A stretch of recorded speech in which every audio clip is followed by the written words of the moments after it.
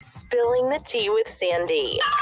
Cayman's top news headlines of the day from CMR. Brought to you exclusively on KISS FM by J. Michael, Fashion for Everyone. Good morning, Sandy. Hello. Hey, good morning, Blake and Aaron. How are you guys doing? Good. Happy Friday. Yeah. Oh, that was a little jab there, Aaron. People in their 40s. Oh, I know. goodness.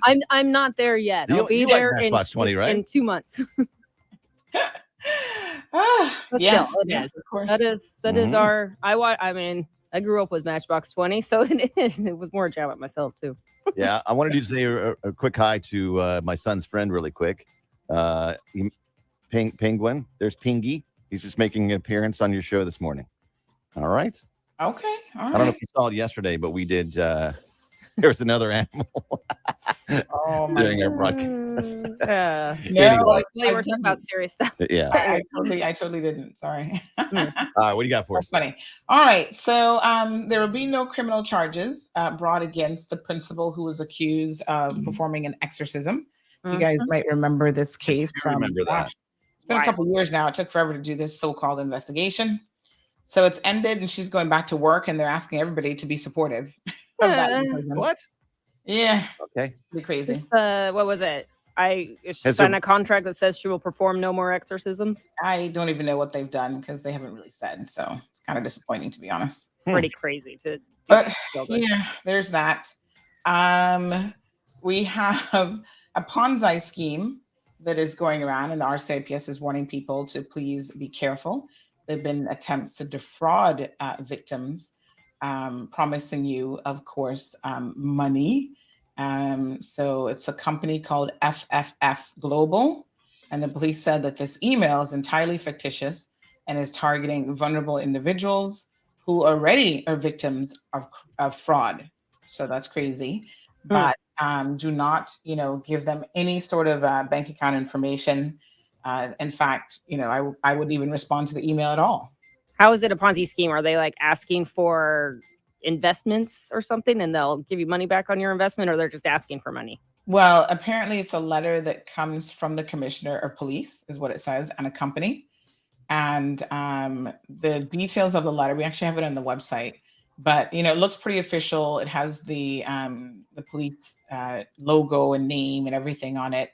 It claims to be a suit number, and it's basically telling you that a mandatory order has been made against you to proceed with enforcement.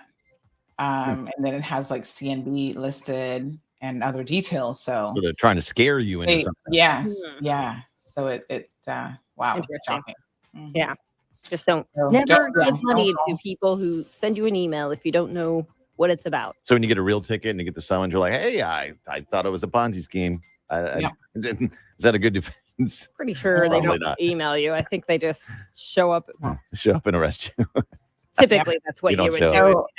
So, Yeah. lots happened in Parliament yesterday. The members of Parliament have been working extremely hard. A number of bills passed. We'll be going through some of them on the morning show. But one of the interesting conversations that happened was that Minister J.E. Banks and Minister Kenneth Bryan challenged the Premier on the necessity to have the environmental impact assessment, the EIA, done on part of the extension. So we'll get into some of those details and see exactly, what that's all about. Right. And of course, we want to pay homage to Jerry Springer. He has passed away yesterday at the age of 79. He paved the way for so many people to be able to do what they do, and probably us even a little I bit. was going to say, there's some parts of your show that are Springer-like. Yeah, most definitely. Sandy. Yeah. I don't know. Let's calm that one down, though. Yeah. Yeah. Some of So those not thanks, necessarily for Jerry. air. You really set a trailblazing, He's just a nice guy, too. And yeah, he really was. But talk about entertainment. I mean, I tell you, I remember junior university those days, not even wanting to go to class because you wanted to watch a Jerry Springer episode. I was with So it was rest something in else peace, to Jerry. watch. Yeah, something else to watch than soap operas. Yeah, and whenever Okay. there was swearing on Jerry's show, the people were able to successfully bleep out the profanity. Oh, I know, right? Yeah. Gotta take some All lessons from Jerry. Yeah. Yep, those are your Yes. headlines. Yes, Happy please. Friday, everybody. Bye. Have a good weekend. See you later. Have a good one. All right, so it's time to start. All right, folks. Good morning, everybody. Happy Friday. Bigger, better, bolder. The cold, hard truth is taking talk to the next level. Right here on Bobo 89.1 FM, Cayman's community radio. We are still spilling the tea. And committed to being part of the change that Cayman so desperately needs. Join Sandy Hill weekdays from 7:30 a.m. for Premier Access, Cayman Voices, Truthful Thursdays, and much more. Cayman's #1 talk show is now bigger, better, bolder, and more than talk. Getting results with hot topics, consumer reports, court exposés, and more. Come to set the record straight. I've come to shine the light on you. Let me introduce myself. I am the cold, hard truth. Now, from the CMR studio in Grand Cayman, Live, direct. it's the cold, hard truth. Now, join the conversation on 345-936-2626. That number again is 345-936-2626.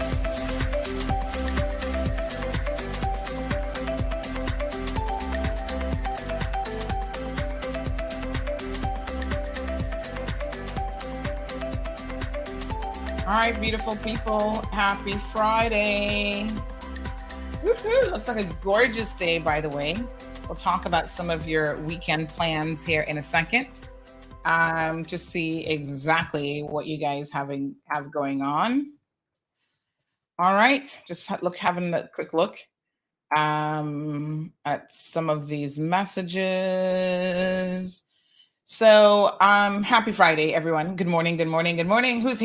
Who's here? I had to play the wake up song this morning, child, because I was like rolling out slowly. Gianna was rolling out slowly. So I was like, you know what? We need a little motivation in our life this morning. And she always smiles when I play that wake up song. She's like, oh yeah, time to get going. Shall I play it a little bit this morning? Anybody else feeling kind of sluggish and slow? Let's just have a moment where we're like going to get the blood pumping before we start talking. How about it? Ready? Yes. I feel like it needs to be louder. We need to pump up the volume on this one. Oh, yeah. Yeah. Everybody wake up. Wake up. Everybody wake up. Wake up. Open your eyes. Jump out of bed. Oh, my God. Open your eyes. Jump out of Jump bed. out If of you're on bed. the bottom bunk, don't bump your head. That's it. Everybody wake up. All right, folks. I feel a little bit more awake after I hear that song every morning. Vicky says, yes. Marlene says, me too. Maybe it's the Friday vibe. Like the body's already in weekend mode. Like, oh man, can I not sleep until 9 o'clock this morning? No, we got to get up. We got to wake up. Okay, well, we're here. We are here and ready to get it. So just a quick announcement. First of all, we have some giveaways today. I'm clearing out some stuff. I'm going to tell you a little bit about that a little bit later on. Those of you who we had radios for, now we're going to be putting together another radio order in short order. But some of you were specific about wanting a color, and if we already had ran out by the time you got to your name on the list, then you're going to be on the waiting list. But I think I've messaged most of you of the ones who requested radios that we had. We've now left them at DMS Broadcasting for you to, you can just pop by there and grab your radio. So that's done. Ooh, phone call already? Ooh, honey chat. Everybody wake up. Wake up. Good morning. Uh-oh. Don't know what happened. All right. So yes, so radios have been left at DMS with your name and number on each individual radio. So there's no kind of mix up about who is supposed to get what. If you have any questions, do let me know, and I will ensure that it's sorted out. But we gave everything away that we had. So if you haven't received a message yet, it just means that you're on the list for us to order more. So we shall most certainly get to you. All right, let me see now. Okay, another announcement. Somebody sent me a message yesterday about somebody on the show getting all in their feelings. And I figure, let me address this as sensitively as I possibly can, because y'all know sometimes I just don't care if people getting their feelings. Like, I don't know how y'all were raised. I feel like some people have been cuddled a little bit too much. I know we're in the era of like emotional awakening. Everybody has feelings. We acknowledge your feelings as much as we can, but I'm not going to sit here and baby people. I think that's part of the world's problem, generally speaking, and part of our problem in Cayman. But there is a balance that has to be sought. So I'm aware that there are a lot of people who are dealing with mental health issues. I shouldn't say a lot, that there's some people who are dealing with mental health issues. I'm aware that some people don't know how to regulate their feelings and their emotions. I'm aware that, a lot of us have never been properly taught how to communicate. So when you're feeling a particular way about something, sometimes you just need to communicate that. The other person doesn't have to accept your feelings to be clear. You can communicate it to them and they can say, all right, whatever, you can't dictate what their response is going to be as much as we would like to. So it just is what it is. But I find that people really can get in their feelings, like they're looking for a level of acceptance from me that I don't think you should be looking for. I am not the holy grail of anything, honey child. I'm just here doing a show, talking about topical issues. Hopefully we have a little bit of good times along the way.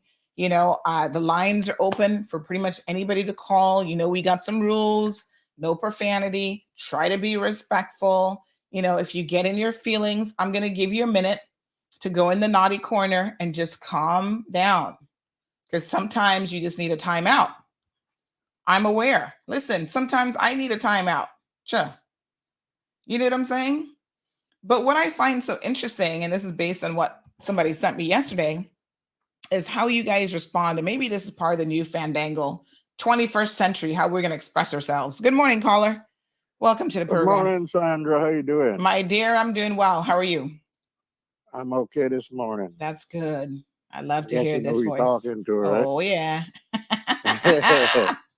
What's going on? Yes, sir.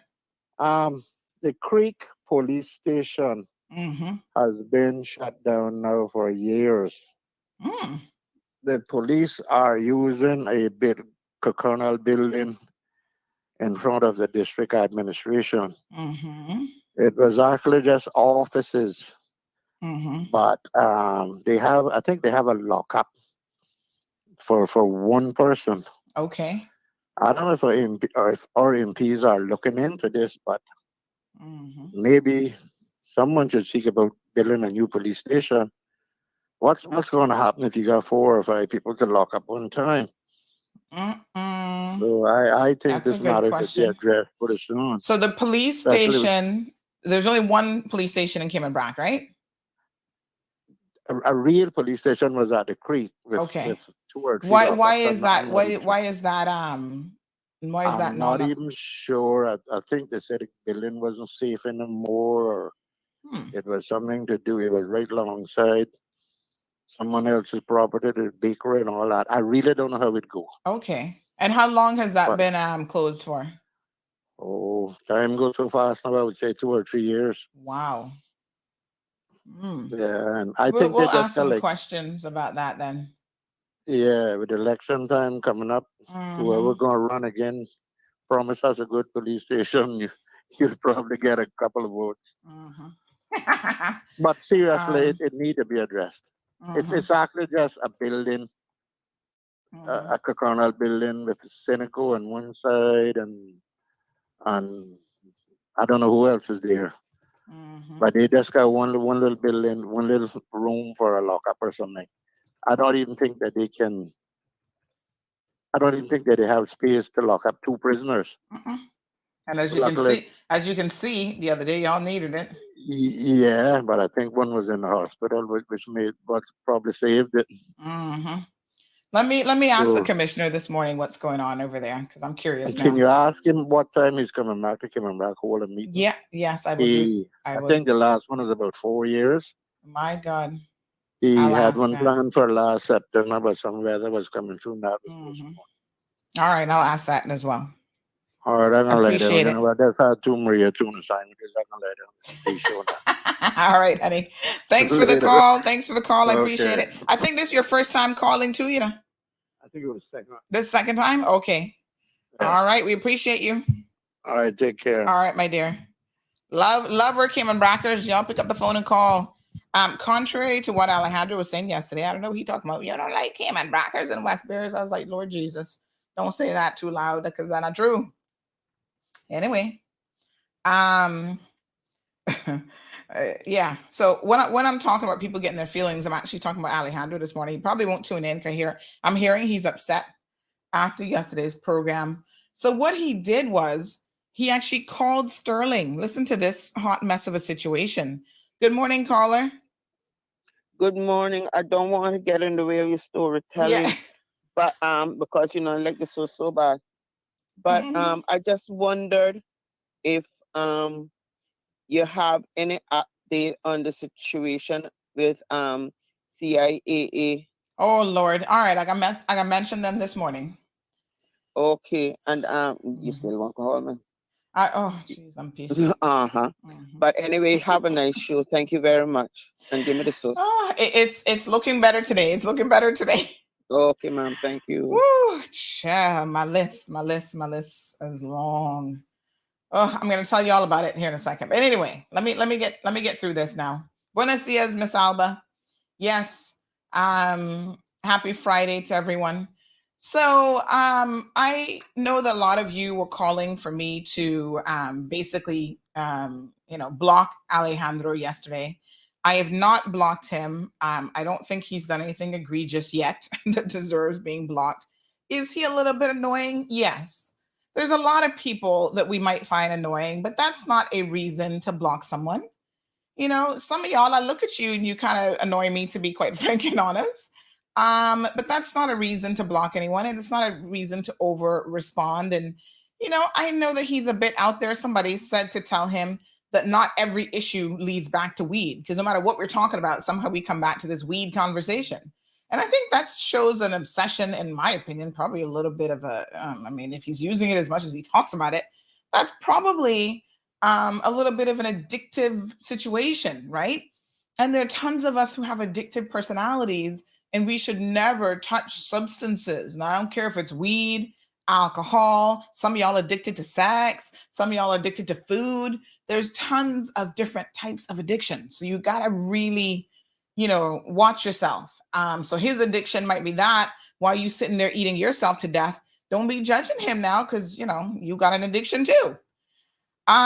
So I have not blocked him, but I think he was feeling away yesterday because you guys were being very, very vocal about, blocking him. Now, I listen, if I was Alejandro's mentor, friend, his mama, I would say, Alejandro, you call in, from what I understand, to every single talk show every single day.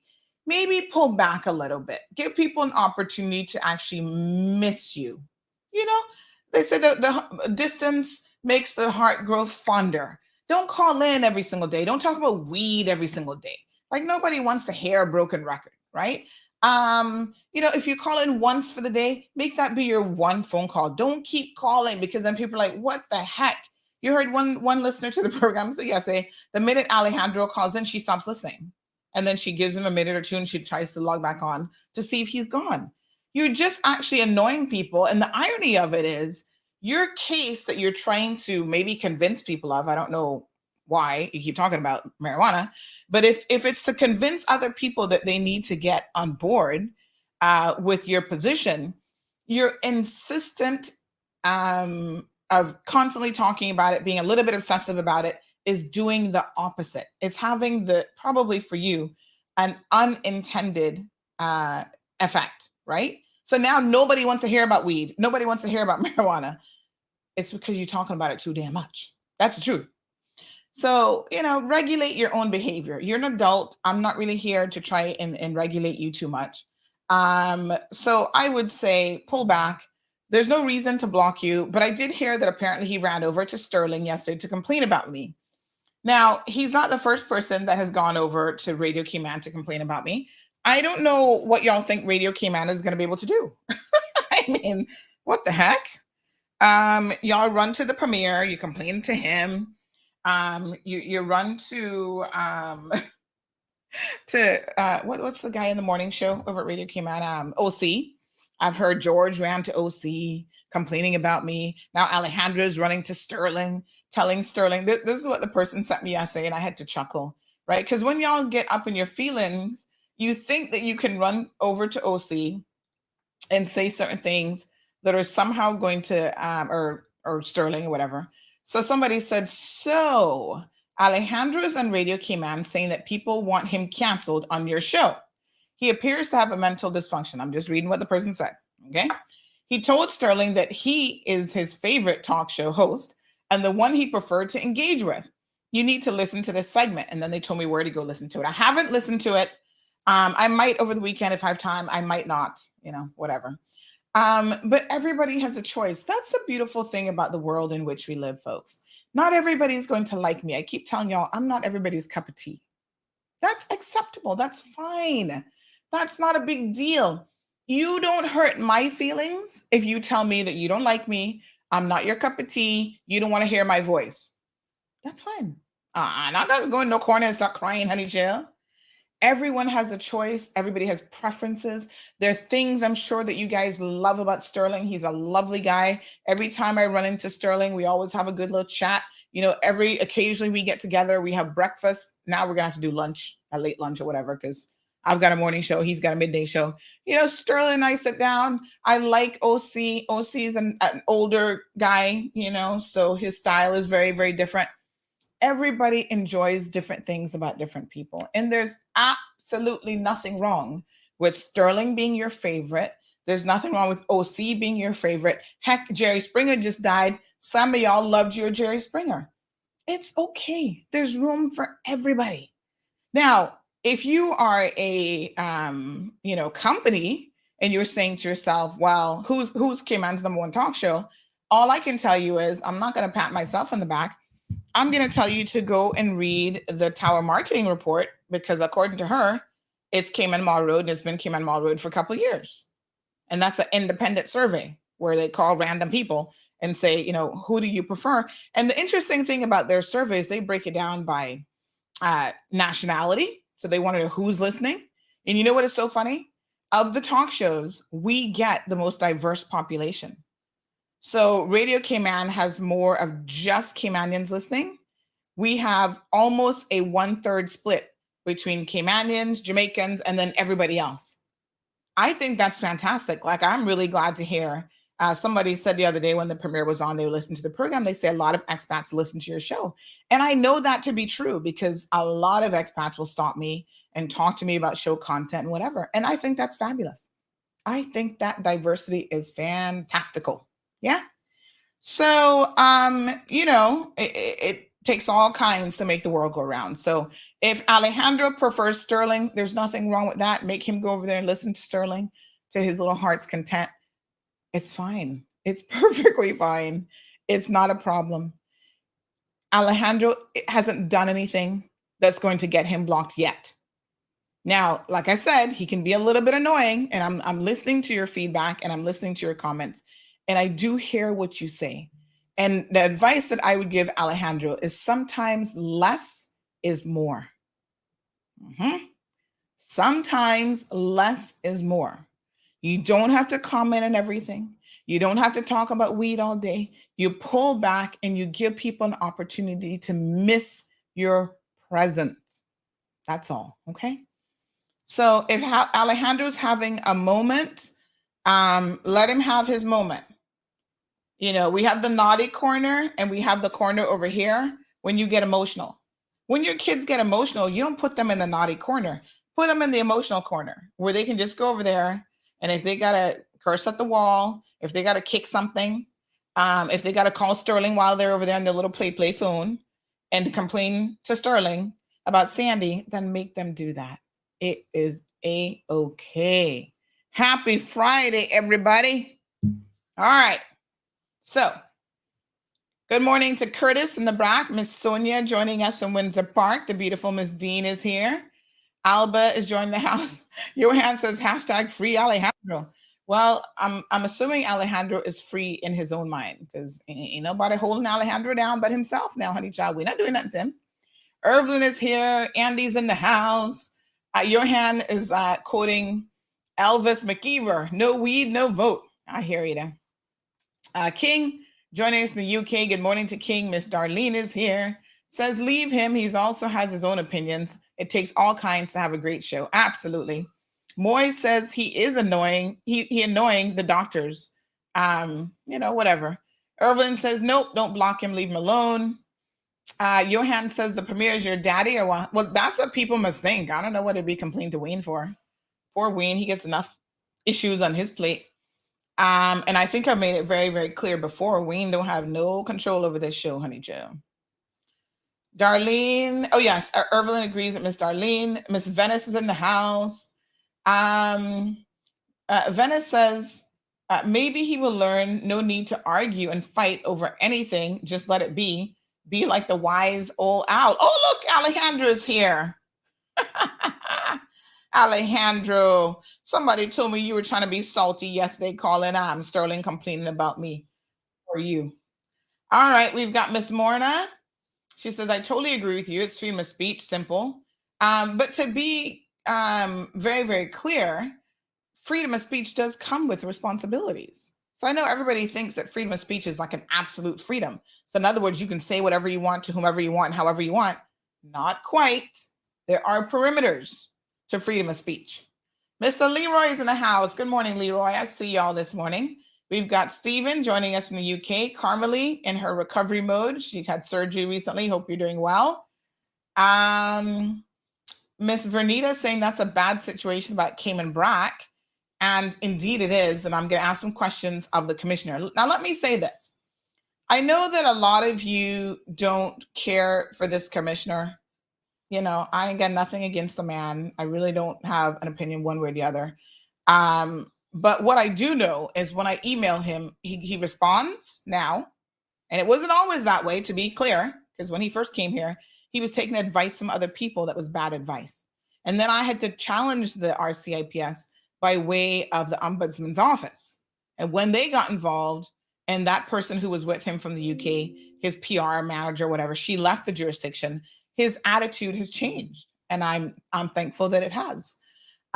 So when I message him, he pays attention. He responds to my emails. So even this woman, Miss Gail Ross, remember her stealing the little kid's bicycle, which, by the way, somebody was asking for an update yesterday on that situation. A good citizen has replaced the bicycle of the young man. So very, very pleased. Other people donated money.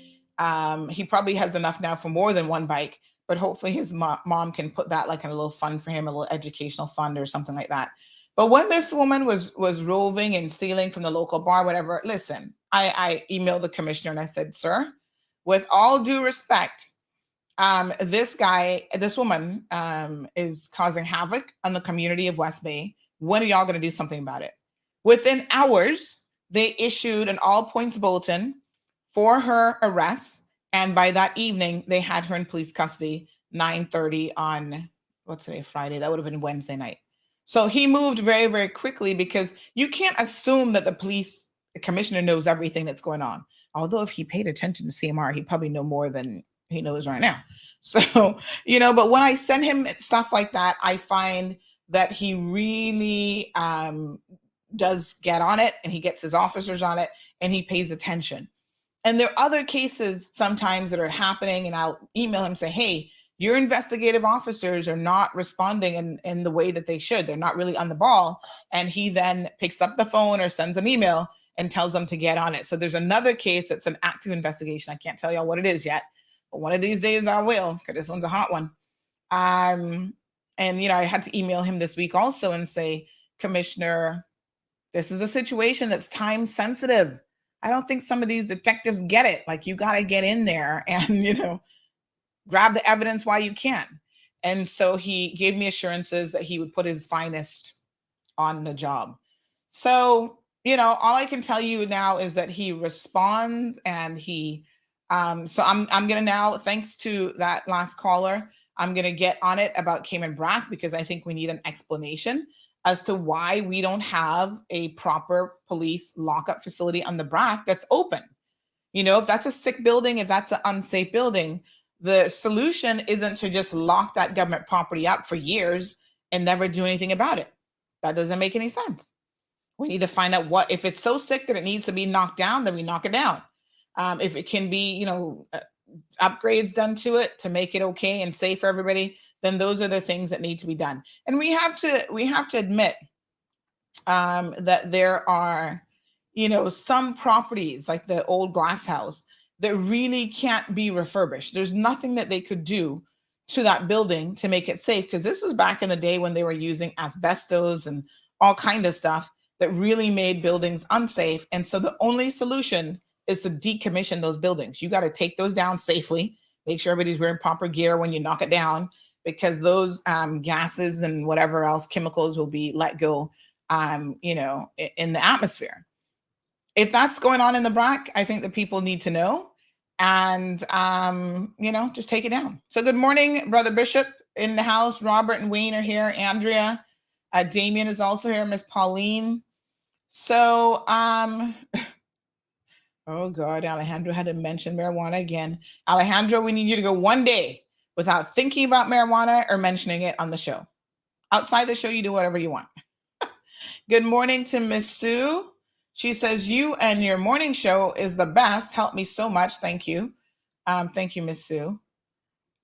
Miss Olive, good morning. She says, good morning, Teacher Sandy and the CMR class. Good morning to Luis. So yes, we'll check into the Brac situation. I expect by Monday I can give you guys an update. So we do have a guest who is going to be joining us here in just a second. And I want to first of all thank Kevin Watler, who arranges for us to have some of the expert guests that you see on the program. It's important that we listen to people who, I tell you guys this all the time, who are experts in their area. They have done the requisite training. They've done their homework and the whole 9 yards. We're here to learn. Yes, we can engage with each other all we want, but if we're not subject matter experts, we really are doing ourselves a disservice. And we need to ensure that we bring those people on the program, because, class, we talk about y'all are in class. Class isn't just for jokers.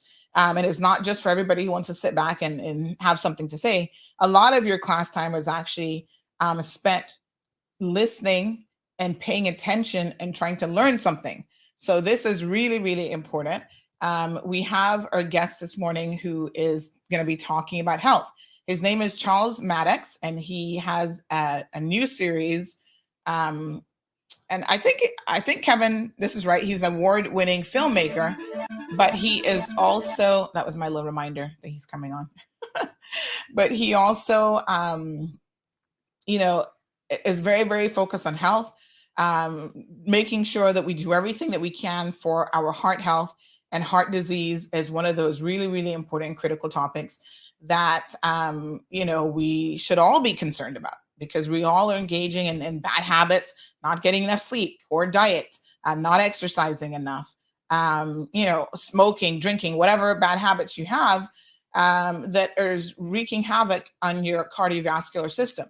So Mr. Charles attended, he was a guest speaker at the 2nd annual Ruby Luncheon, which is something that the Cayman Islands Heart Fund puts on now annually.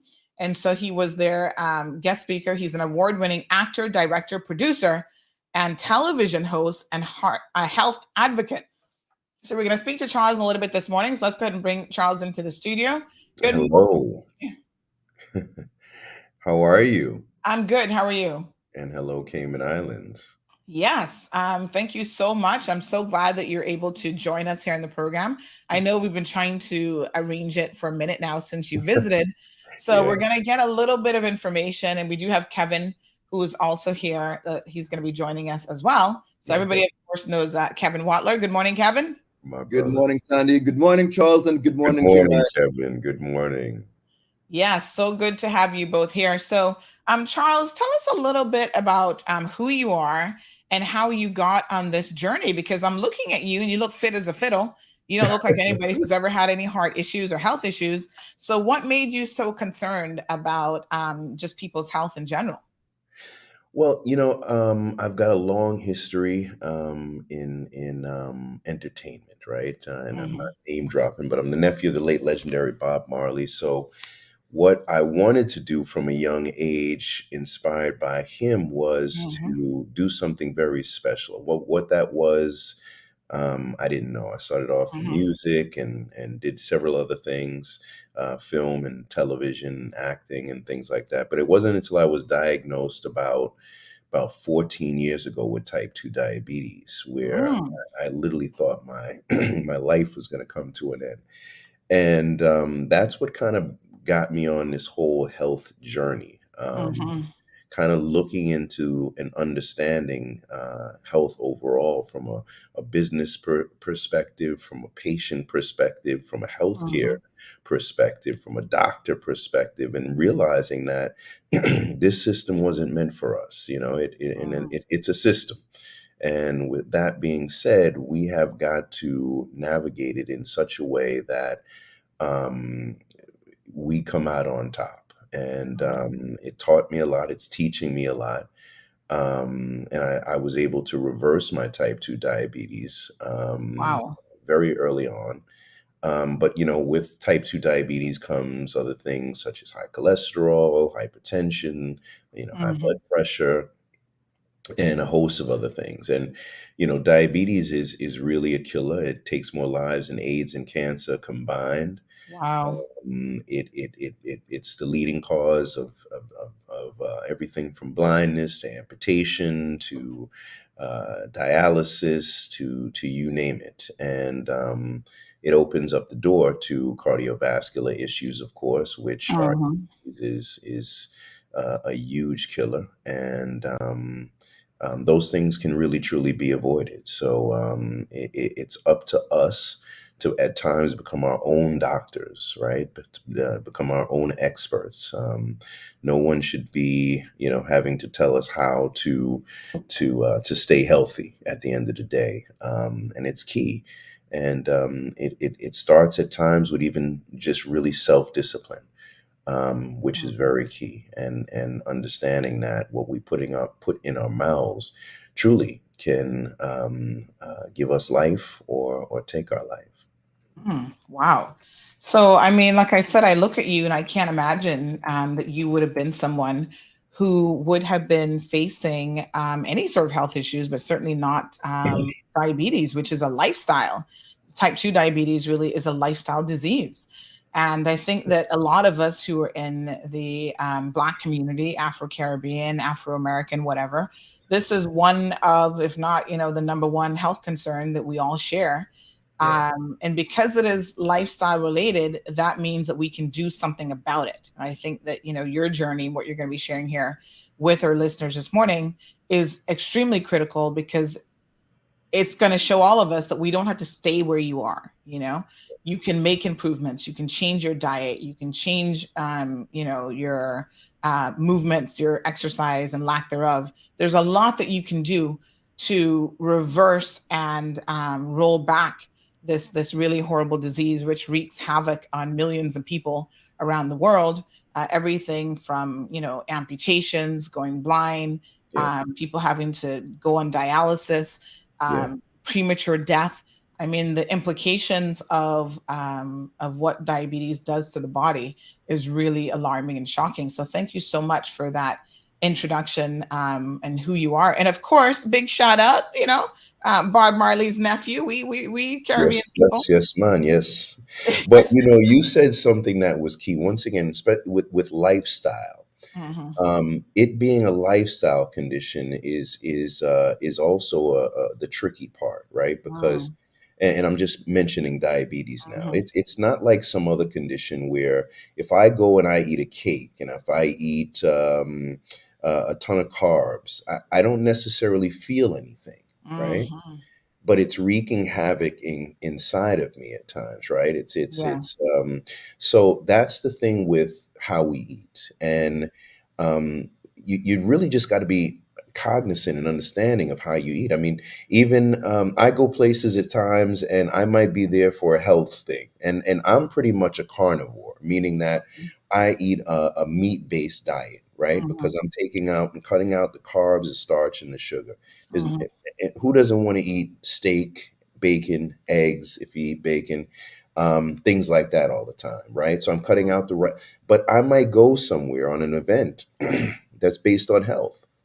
And if I'm there for 3 days, I might find myself indulging in some things that I shouldn't be indulging in. Why? Because I'm now out with friends. I'm now out with business associates. So it's so easy to fall into that. You might even have a drink, a couple of So it's so easy to fall into those bad habits, and they just build up over time. So that's where discipline comes in, where you say, you know what? No, I'm going to stay. I'm going to keep the course. I'm not going to have a cheat day. I'm not going to have a cheat week. I'm going to just do what I need to do for health wise. And there's so many options that you can find that are more meat based, that are healthy for us, that are going to keep us in really good condition. So that lifestyle thing is a tricky thing. Yeah. We do have a caller in the program. Good morning, caller, and welcome to the program. Hello. Good morning. Hello. Okay. Couldn't hear them there on the line. 936-2626 is the telephone number, of course, if you guys would like to call in. So King from the UK says hello, Charles. Cindy sending some greetings. She says blessings. Wayne says he would rather eat vegetables. And, it's interesting that your choice to tackle this has been focusing more on the carnivore diet, but there's lots of programs out there. You don't have to primarily eat meat. There are people who have gone vegetable based and they cut out a lot of the carbs. I mean, you talk about having moments when you can, where you try to just really stick to very strict regimen. But if you do things in moderation, is there anything stopping you? And I try to be a very moderate person, right? So I'm not an extremist in pretty much anything. I believe moderation, the human nature tends to work better with moderation. So you can but I think the problem is some people don't have the self-regulation. Like if they have a little bit of pasta, they can't have a little bit of pasta. They're going to overeat and they're going to engage. And that's where the problem comes in, is when you do it in excess. And we know, for example, that sugar is very, very addictive. So it has an addictive property. They say worse than cocaine, for example. And once you get that sweet tooth, it's hard to do that in small quantities. But, is there a way to just be more moderate where you can, again, occasionally indulge in meats, where you can do mostly plant-based? The occasional carb isn't going to kill you. In fact, the body can use some carbs here and there. Do you encourage people to be moderate in any way? I do, and you really have your knowledge together. You've been doing some studying over there. But listen, the body might not show it at the moment. I got it all in the head. 50 by 50, Sandy. Yes, it's that, like you say, Charles, it really is the motivation and the determination to stick with it. Yeah. I think what works for that person, a lot of people who have gone meat based actually were vegetable based. And there are carbs and starches in vegetables. And we come from, if you look at our early ancestors, we come from a meat based diet, right? I mean, if you ever look at the TV show Survivor, and they're trying to do anything to find themselves some meat, right? And they don't last too long trying to find some berries and some bushes and some things of that nature. So we do come from a meat base. Our ancestors are more meat based. And a lot of people actually, everything that you find in meat, in you can find in per se in more abundant in meat than actually in vegetables. So you can get all the vitamins and nutrients that you want in a steak, rather than, let's say, a vegetable. So, but to that point, yeah, I think that once we are aware of where we're at and we're making sure that what we're putting in our mouth is key, and just making sure of where we are health wise, right? So you know, we want to combine that, not only what we eat, but and portion control. I do a lot of intermittent fasting, which is unbelievable. It resets the body. I think that's what we need to look at. I follow a guy named Brian Johnson who is focusing on longevity right now. He eats his last meal of the day by 11 o'clock in the morning, and then fast for the rest of the day, and the rest of the night. I normally and typically eat maybe 1 to 2 meals a day, small meals, more meat based. I'm not going to say I don't have some some cucumber or some tomato or something like that that may go with that, but it allows me. I try to stop eating by at least by 3 o'clock. And that intermittent fasting allows my body to reset. And also, if I'm not taking in the carbs, I'm not taking in the sugar, and then taking in the starch, I don't have to worry about per se some of those other things that come with, diabetes or the other things such as that the comorbidities that come with that. So, but I think once we are aware of what we are eating and what we are drinking, and understand that we have to couple that with exercise, right? We want to Yeah. make sure we're walking every day. We're not just the walking that may come with work or something of that, but some true exercise, right? Where we can feel good and get our hearts beating and get that blood circulating. And then also, we compass that with even spiritual, right? Understanding where we are spiritually. So I have a show called Reverse that we've been shooting over the last couple of years, where we bring people into a home. We've been using Costa Rica. The first season was in Jamaica. And we bring people who are dealing with issues such as diabetes, and we bring in all the experts. So not to navigate the system, because if anyone has been sick, and let's just say you have you may have diabetes. I'm just using that for an example.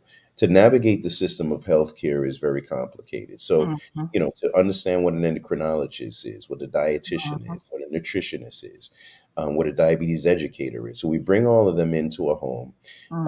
And over a few days, we're able to educate them. And it has had tremendous success. We've seen people lose upwards of 100 pounds, come off insulin, come off of their medication, with a low carb diet, right? It doesn't have to be per se meat based, but just a low carb diet. And they've had tremendous success. And now we're looking at expanding into a season with heart disease, right? With the Cayman Islands, because obviously heart disease, our heart is an organ that we cannot play any games with. And once again, what we put in our mouth affects that. And we all want to live good, healthy, long lives without being sick. So what we can do here could literally send ripples throughout the Caribbean. Wow. Have you thought about doing that show here in the Cayman Islands? Yeah, we are literally in the works of putting all that together with the Cayman Islands. We're having some great conversations with some of the top people. I brought some fantastic experts on right now, that are very excited to be a part of it. And I think that once again, looking at the Cayman Islands as a health destination could be very powerful. But also, once again, it could set precedents for what happens in the rest of the Caribbean. So I think it could be very exciting. And Kevin has done a great job of connecting us to some fantastic people. We're trying to get Health City to come on board with us and a few others, and so we're really excited. Beautiful. So this sounds like a very interesting. So it's a reality show then, basically. Well, it's a diet. It's a docu-reality series. So Okay. it's a reality series. It's more documentary style. So it's real. Mhm. It's not. We're not doing any Biggest Loser type of things where Right. we it's this is really just people sharing and talking about their stories and growing and being educated, and so you really get a chance to get deep into the people. And I don't stage anything. It's the only script we have is what happens during that day. We don't Mhm. we don't put any extra on it. Mhm. Count me Yes. in. Count me in. I'll do it. Yes, Sandy, too. If anyone wants to look at the different reverse series that's out there as well, too, Yes. again, some of them are already completed. Just go to YouTube and look up as reversed, and some of it's available out there. I'll probably drop some in the chat as well too, because the trailer for Costa Rica also recently dropped. So, Charles, you could probably talk a little bit more about that as well. Definitely, definitely. And I saw one of the comments as far as fruit in the comment section. Mhm. So fruit is filled with sugar, right? So we actually, if someone has a low with diabetes, they would give them orange juice. Why? Why? Because it brings up the blood sugar. Mhm. All those fruit smoothies that people are eating and drinking and so Mm. forth are completely not good for us. Mm. They're filled with sugar. Yep. So that's one of the reasons why Mhm. they're and this is science based. We actually don't need any carbs.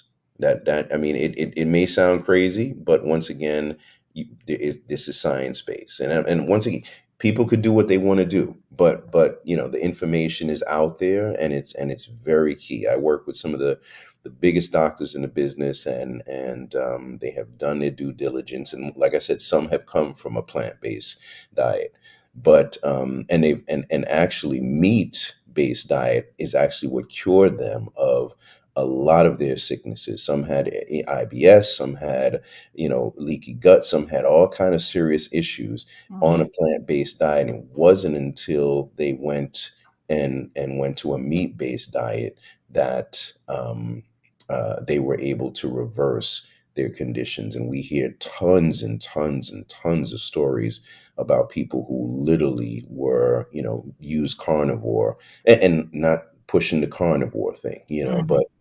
but what I'm saying is that fruit is filled with sugar, Mhm. and sugar is a killer. Mhm. Especially cancer thrives off of sugar. So I mean, we definitely want to educate ourselves, and I encourage people to look at both sides. Don't just look at one side. Look at both sides, and do some research, do some study, and I think you'll see, that that there's good in both, right? Mhm. So, Kevin, what was that last question? Can I just touch on the sugar thing, because I'm one of those people that does have a sweet tooth, and of course Mhm. now at my age I'm watching my A1C numbers. I have recently started doing the intermittent fasting. So at the moment I'm doing the 16 16 8. Mhm. With I keep condensing it.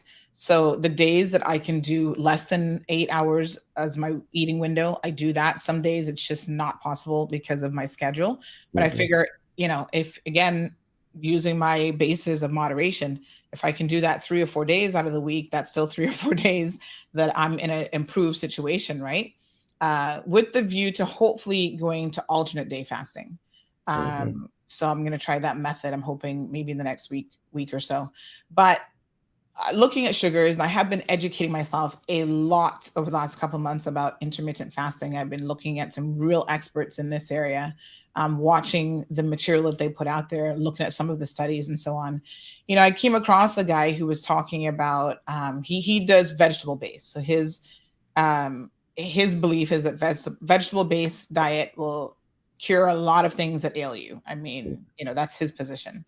But of course, he's also very, very moderate. He's like, yeah, I'm not saying you can't have the occasional piece of meat, or that you can't have the occasional smoothie. But one thing he said about smoothies, I've always known that smoothies give you an injection, like a sweet high, almost immediately. That's probably why we love it, why we love juicing and stuff like that, because we're juicing the wrong things. And that goes right into your bloodstream. There's no digestive tract.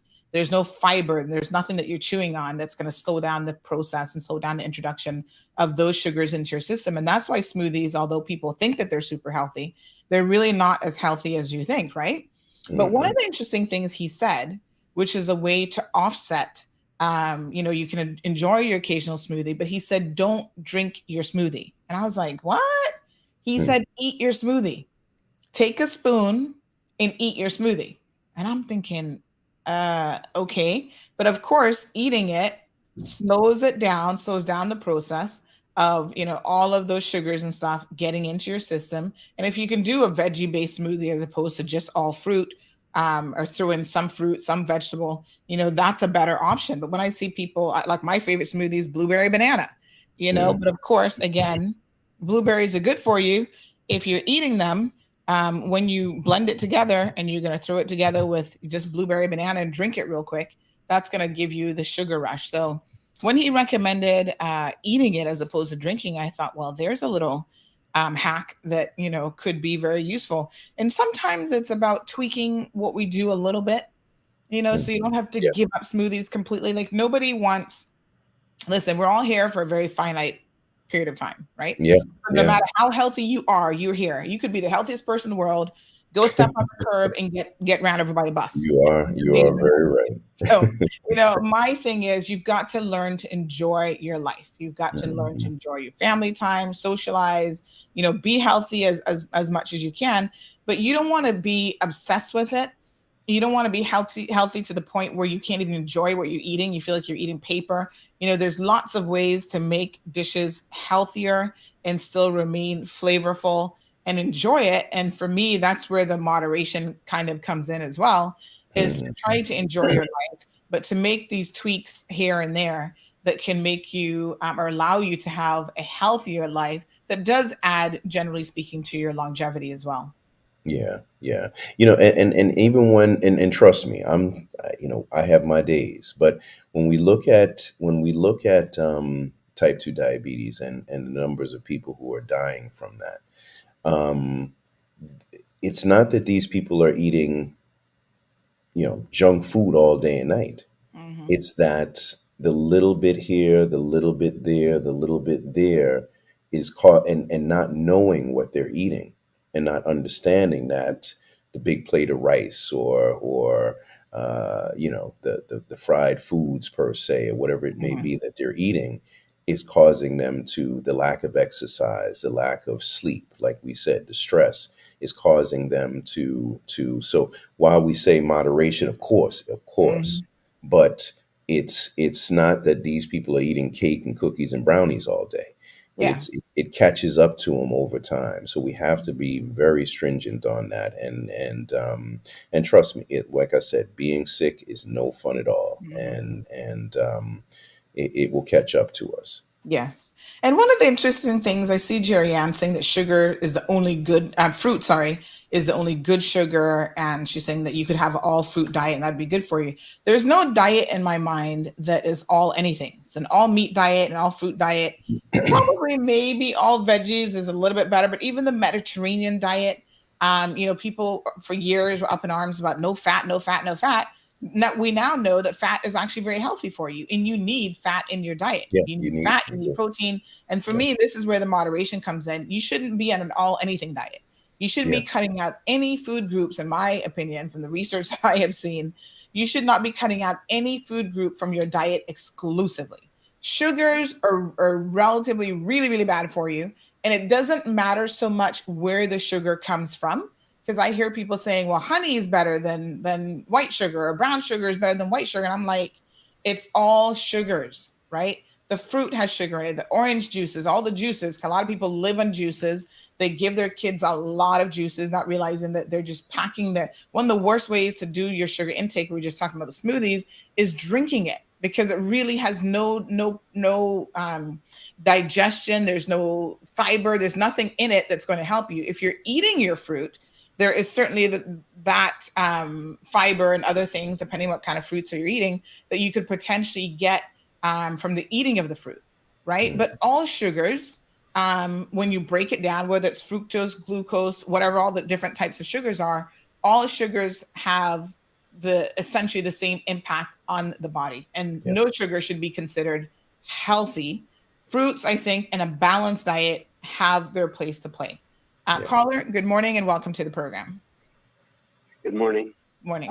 Good to have your guests on the show today. I really appreciate you being on. The idea that one could sit and have as many fruits as one wants is something that needs to be reconsidered yesterday, not today, yesterday. It's a really bad idea. And the specific reason why is because the type of sugar that is heavy in fruit is fructose. And the reason why that's problematic is because it's mostly almost exclusively metabolized just by your liver. And so it's easy to overload your liver with the work of a high fructose diet. That's the fastest prescription to diabetes. Fastest prescription to a heart attack. The fastest prescription to the grave. That is not wise. It is not. And the thing is that I hear what you're saying about drinking or eating your smoothie, Sandra.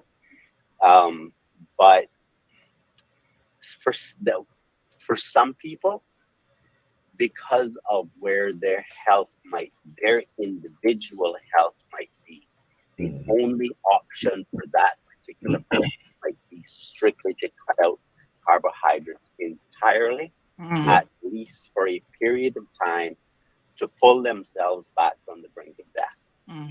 And I find that in the Cayman Islands, we get stuck in some ways of thinking that isn't really based in science. And if we are going to be a healthy nation, we have to really change the way we think. And I'm so happy that you're having this program today. I can't thank you enough for talking about this specific subject. And I'd like to hear your guest talk some more about the sticky points, like you just raised, Sandra, about fats. I'd like to hear what your guest has to say about the more controversial aspects of the conversation. Yeah, and he should definitely stay online. I don't know who that is, but and that's the thing is we may have comments in the comment section from people who aren't science based, right? So one person said he likes to eat at 2, 3 in the morning, right? And once again, if I have diabetes, I staying away from bananas, staying away from carrots, things like that are key, and that's why we are gearing more toward a more meat-based diet where you can get all the nutrients and everything in that sitting. So at times when I do my shows, we're very real, right? Because once again, we have a pandemic here. And we can't go at times on sideline quarterbacks. We have to go with what reality. And at times, I didn't come to be loved.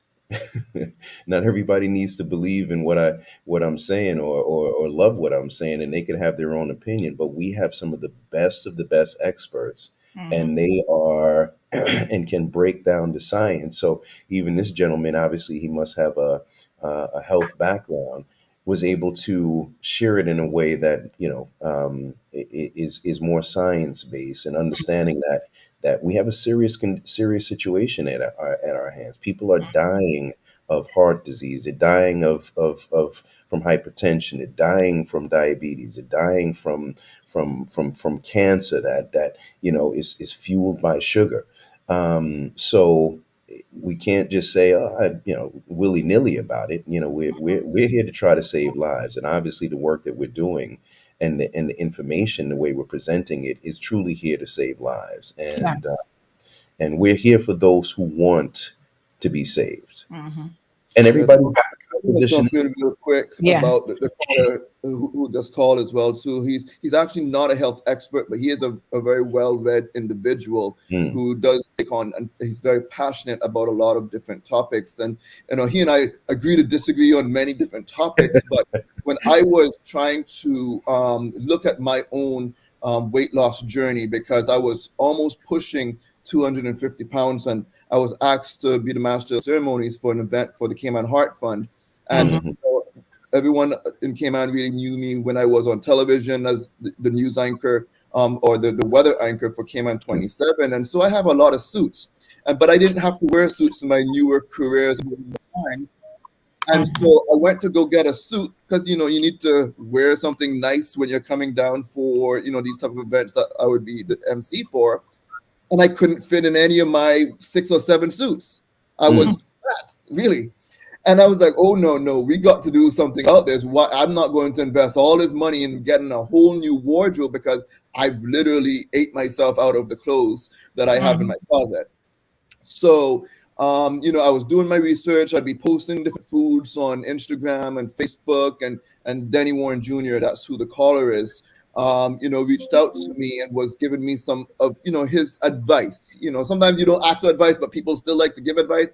Well, he started to give me some advice. I'm like, oh, Danny, he's at it again. It's kind of what I'm saying. But then afterwards, I started to research a little bit of some of the tips, and he talked about, you should, focus on low carbs. And I started to read a lot more on it and did my own homework. And I was like, he's actually really onto something here. Yeah. And then, of course, let's fast forward after a couple of events later, and I've met Charles. And, again, he talked about doing the carnivore diet and doing things that are low carb. And it was just like, this is something that people do so much marketing on a lot of the other things that they say is healthy for you. One time people were saying, oh, coconut oil is really healthy for you. Oh, the fruits and veggies are really healthy for you. Okay, yes, a lot of those things have health benefits, but again, everything is in moderation. You can't have too much of anything is not good for you.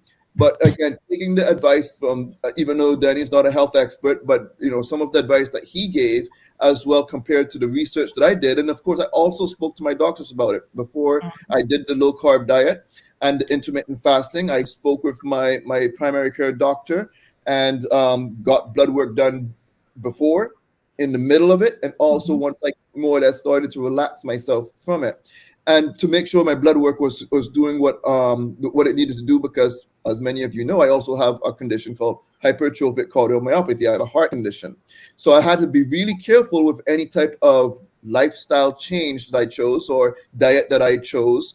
And so again, there's things that I was being told that I don't like. Like Charles says, he's not there to make friends. I don't like that I have to cut out my rice. I love sushi. I love rice. I love my rice lean, but rice is also very high carb. Yeah. So there's, and I mean, Caribbean people in general love rice, but there are things that you can do, you can have healthier rice types. So, for example, brown rice obviously is healthier than white rice. In fact, if you can get a hold of the what we traditionally think of as the Indian rices, the jasmine, the basmati, those are also healthier. If you soak your rice for longer periods of time, you're able to remove some of the starchiness in the rice that's a problem. But making substitutions like cauliflower. No rice is healthy. No rice is healthy, but healthier. I'm gonna do a favor if it's okay. I'm gonna bring one of the stars of my show, Dr. Sarah. I want to bring her on. I sent her the link. But no rice is healthy, right? I mean, because at the end of the day, it all is carbs, right? Rice is rice. Whether it's brown rice, white rice, green rice, it's all carbs. And rice is probably one of the worst things for, especially in the Caribbean, because what we have taken things like flour and made dumplings and things like that, and then rice, because we didn't have at times the abundant resource of certain foods. So we overcompensate by eating the flour based meals and lots of rice.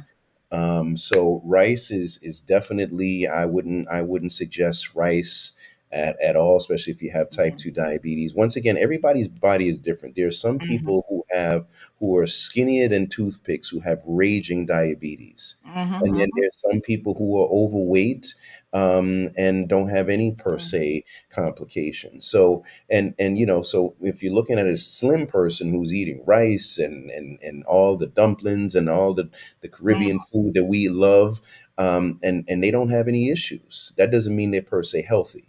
Yeah. So they don't have any issues that they know about yet. Exactly. And that's why, I mean, a big shout out to Health City, because they come on the program once a week, and I did their executive health checkup last year. And this is where you get all of your numbers, heart health, you get your A1C numbers, they break down all of your cholesterol, your triglycerides, like everything, your good and bad cholesterol. And you get a fix on your numbers, because knowing those numbers are important, because you can't look at anybody. And I'm glad, Charles, that you mentioned that. You can't look at anyone and know whether or not they're healthy, because we've got skinny, unhealthy people. We've got fat, fit people who are, just because they might be a few pounds overweight doesn't make them unhealthy. And they can run up a flight of stairs quicker than that skinny counterpart who, is huffing and puffing or whatever. And there's lots of things that can certainly contribute to people being unhealthy. Looking at the state of your liver, if you have fatty liver disease, like there's a lot of things that when you go and get the medical test done and you do a complete health checkup, you're able to have your numbers. So you can see, is my cholesterol fluctuating? Is it going up and down? The good versus the bad. I mean, these are the numbers that you need, folks, to be able to know kind of where you're at. So I have Amari asking a question about coffee. She says, I'm a coffee person. What's an alternative to sweeten it? Stevia is fantastic. Liquid stevia. I use that myself. That doesn't raise the glycemic index, and it's a natural sweetener. So Dean says that I boil a green banana in the skin, cut them in bits, and then boil, cool, and blend. Pour in ice cubes and freeze the ice cubes one at a time in a small glass of preferably orange juice once per day. I learned that this slowed down diabetes and cholesterol. What do you think about that? Let me say this. Juices, and this is really, really hard, because, of course, I grew to love Pepsis over the years. One of the worst things in the world.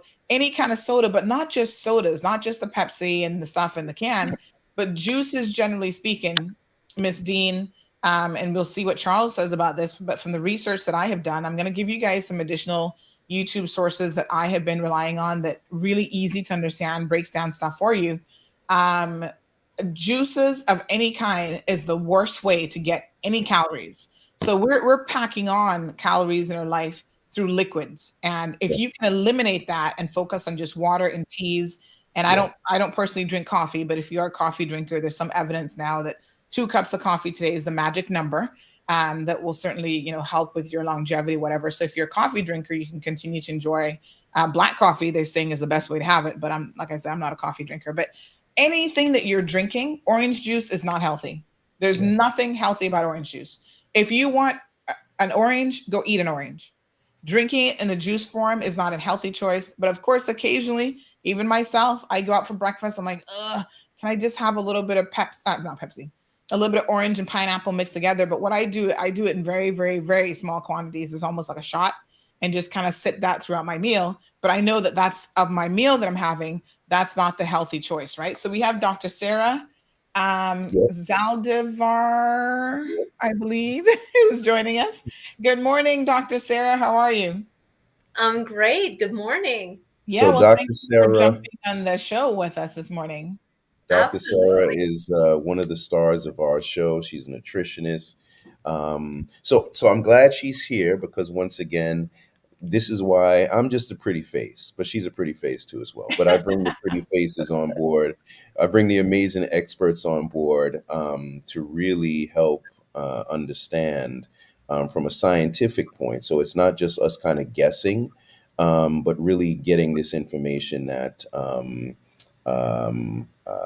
that needs to be presented. So I would Yes. say, Dr. Sarah, Dr. Sarah, tell us a advantages. little bit about yourself. Sure. I didn't realize we were live. I thought I was Yes. just getting on in a quick talk. I'm like, definitely No, not you look good. Don't worry ready. about it. Thank you. So yeah, I have a background in nutrition and dietetics. I'm a classically trained dietitian. I have a PhD in exercise physiology and nutrition from the University of Miami, and I've personally struggled a lot with weight, anxiety, depression, addiction, food addiction, sugar addiction, all that kind of stuff, which eventually led me to realize that pretty much everything that I was taught was so tragically wrong. So, that eventually led me to understand that, ketogenic diets and carnivore diets and eating our species specific diet actually is, for the most part, probably the single best thing you can do for anything you can, for any issue you're dealing with, whether it's a skin issue, weight issue, having food freedom, all those things. And so right now I am still a nutrition professor at Miami-Dade College, but really most of my time is spent working on spreading the knowledge as a content creator on YouTube, Instagram, doing a lot of collaborations, interviews, podcasts, and coaching clients and things like that. And of course, being on Charles Maddox's wonderful documentaries like the Reverse TV series that's going to go live really soon. We're very excited about that. Fantastic. Well, let's get right into it. We want to ask you some questions. Yeah, there's people here asking. So Ms. Dean says, I cut sugar once and I started having dizzy spells, so I had to use it in moderation. So we've ascertained that probably no amount of sugar is good for you. We might use a little bit. You do get your energy from sugar, but most of us are overloading on it. Is there any correlation between her dizzy spells, you think, and the fact that she had cut out sugar? Of course. So the studies that are coming out on the addictive potential of sugar and certain combinations of addictive foods, so sugar and carbohydrates and fat combination together, all those studies are showing that those kinds of foods seem to be far more addictive than heroin. And so a lot of those studies have been done on rats. However, there is not one single addictive substance that have been shown to be addictive in rats that didn't also translate into addiction in humans. And so if you look at the studies, it's really chilling what the implications are. And if you just Google what are the withdrawal symptoms of any addiction, lightheadedness, feeling a low energy, deflated, depression, anxiety, all those things happen, especially in the first month to 2 years. It really takes 2 years of sobriety from any addiction for the brain chemistry to return to normal. So yeah, this is pretty much what I do with my clients every single day, is just helping them understand that all those symptoms that are coming that make you double guess what you're doing is really just you detoxing from this highly, highly addictive drug. Oh. And so really what she was then feeling is the withdrawal symptoms. She should have have gone back to sugar. Yeah.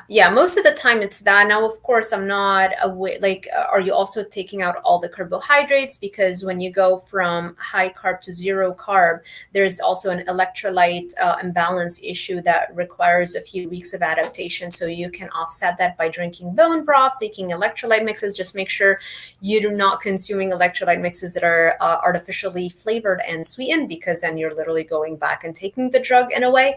So those are the two biggest reasons for why you would feel this way, especially initially. But you have to remember, it takes 2 years. It's not a quick fix.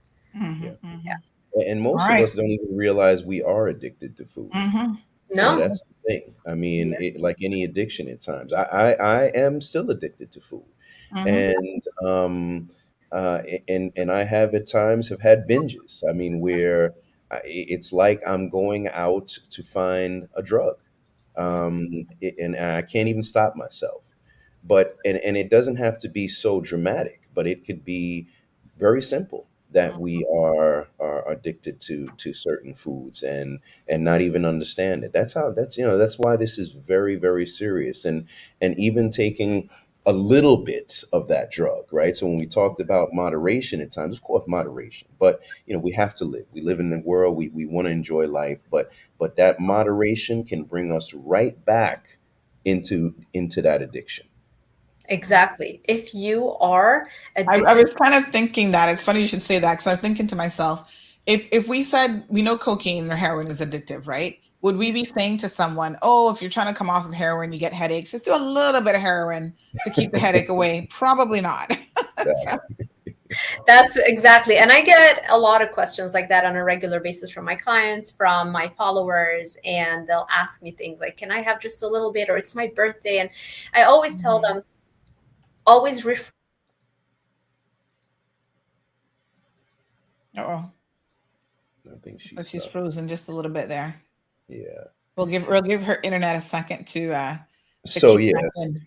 so and that's one thing I love is that the show is filled with experts, and these experts are very knowledgeable. And remember, you're not going to get this from your primary care physician. This is the primary care physician is not trained in nutrition, so they Yeah. can't tell you how to eat, right? They may go and tell you, well, change your diet and Yeah. and eat eat some salads and come back and see me in 3 months. Well, what does change your diet mean? Yeah. All right. You need some specific help.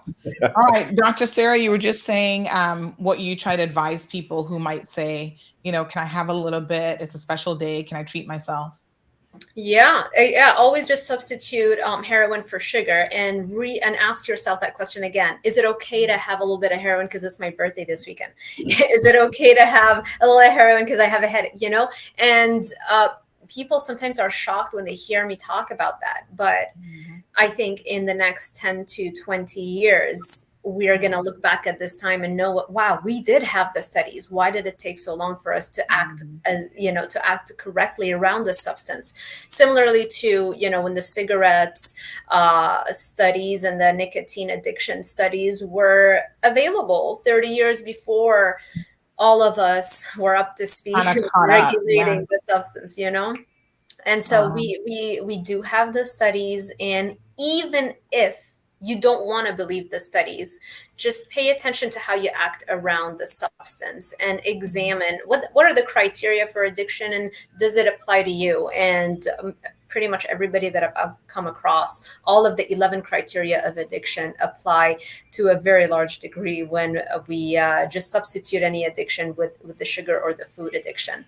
So this is very serious, and it's no wonder that nobody can lose weight, or most importantly, maintain the weight. The weight loss part is easy. Anybody can get super excited for a few months, but almost nobody, 95% of people, regain all the weight that they lost within the first year.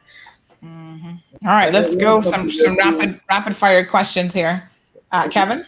Yeah, I just wanted to jump in and say, we all know that word of mouth is probably one of the best forms of advertising. And so one of the things we've reversed is when people go through the program and understand this lifestyle change, even myself, as I changed a lot of my eating habits and that sort of stuff, and I know the difference that I personally felt. The more people that, if they're on to the same type of, lifestyle where they're going to be eating with a little bit more knowledge of keeping in mind what they're eating, and they too are experiencing the same, their stories are just as important to also start sharing with their family and their friends. And ultimately, the plan is we want to make a healthier Cayman, a healthier Caribbean, healthier world. So these are things, a strategy that we're using, because, you can have public health experts preaching at you in one ear, out the other. But then when you have people sharing, your loved ones that from, however long, sharing their own personal feelings with you, and you visually see the difference that it's made in their lives, hopefully we could change the world by making it a lot healthier by doing these types of docuseries. And let me jump in real quick. I remember Kev and Sandy doing a casting in Jamaica at TVC and CVM, and we had people literally coming from 3 hours away on the bus to be a part of this casting, to be a part Wow. of this series. Right? Why, number one is because they weren't getting the attention from their own doctors. They weren't getting the information from their own doctors, and they're at wits' end with the healthcare system. So when we look at the Caribbean and understand how they need this information, Mhm. and they're desperate to save their lives, and the stories were just heartbreaking. I mean, you've seen people pushing their grandmothers in wheelchairs up who had had amputations. I hear every day of people who are dying from diabetes complications. I had a good friend, Anne Marie, whose husband just died in Jamaica. He probably in his early 50s or late 50s, and as soon as he passed, I knew exactly why he passed. And I called her and I said, Anne Marie, what's going on? And she said, yeah, he had a heart attack. He said, he had diabetes, had hypertension, you know, and Charles, he didn't wanna exercise, and he didn't want to eat right, things like that. Now she left he left his beautiful family based on some of the foods that he was eating. And once again, these aren't foods that, I'm sure he wasn't out buying cake and candy all night. It's the typical Caribbean food that we love. Who don't like our rice and peas and dumpling and banana and all them things like that? But you eat that daily and it starts to catch up to you. Yep. So I was going to pose a question to Dr. Sarah too as well, about vegetables. So here's the thing. We have very strong data literally showing how certain chemicals that plants produce naturally to defend themselves against predation from insects or animals, those are things like lectins, and they're part of the plant's natural self-defense mechanism. We have very clear data showing how those lectins, which are proteins, travel via the vagus nerve, which is this highway, very fast, large nerve that connects your digestive system to your brain. We have those literal pictures that you can see of how this lectin travels via the vagus nerve, reaches the brain, and destroys dopamine producing cells in your brain. If you start destroying your dopamine producing neurons or brain cells, then you are going to run into things like Parkinson's. You're going to run into things like depression, anxiety. Dopamine is so crucial, especially in this highly addicted world whereby you're trying to shield yourself from a very, very addictive substance that's being marketed to you, pushed on you, and people, there's not even regulated. So you almost have no chance if you don't protect your dopamine at all costs, because dopamine is what's going to separate the people who get sober from food addiction versus the people who keep relapsing. And so that is a major reason why I don't recommend vegetable consumption. Never throughout our history of our species did we ever prefer to eat grasses or leaves over hunting an animal that would give us much more nutrient-dense food for days. So we never ate vegetables historically.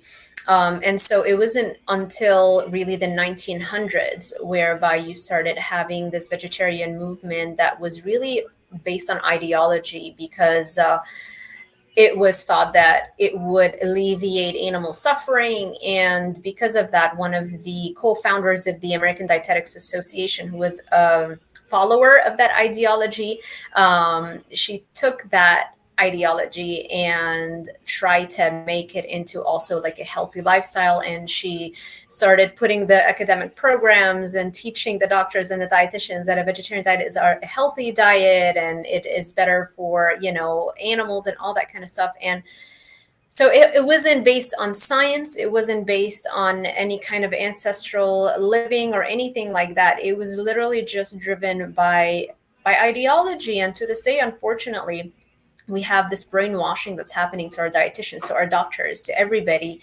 And we're really trying hard to run the studies to prove that that is the case.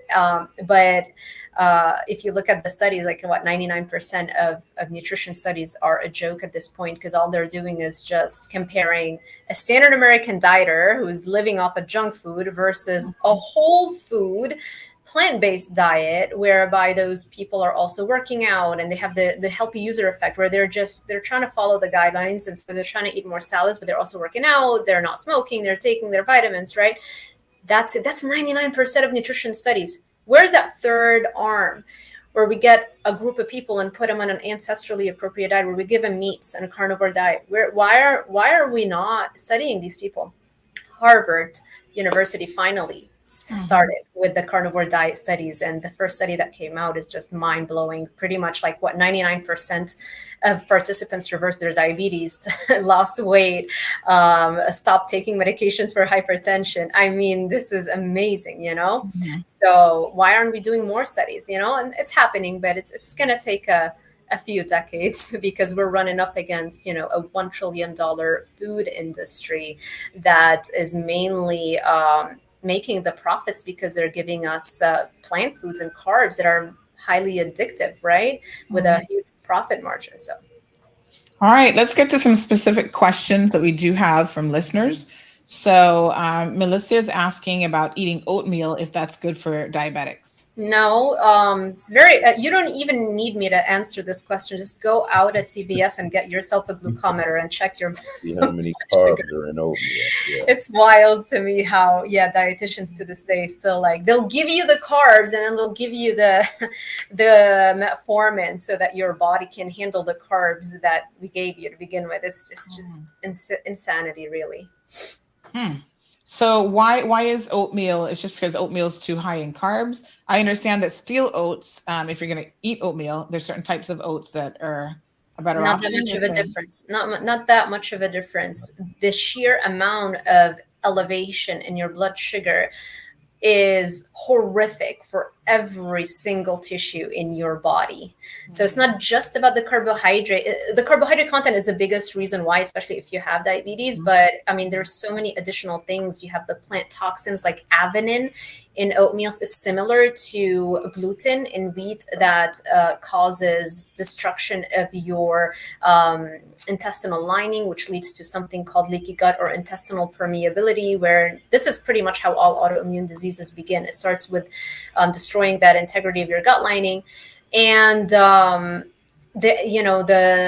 phytates, the tannins. I mean, there's so many plant toxins that plants intentionally produce in order to defend themselves. We think that plants just lay there waiting for us in an inanimate fashion for us to consume it. And if that were the case, there is no way that species, the oats, wouldn't have gone extinct. So they do have a self-defense mechanism in place.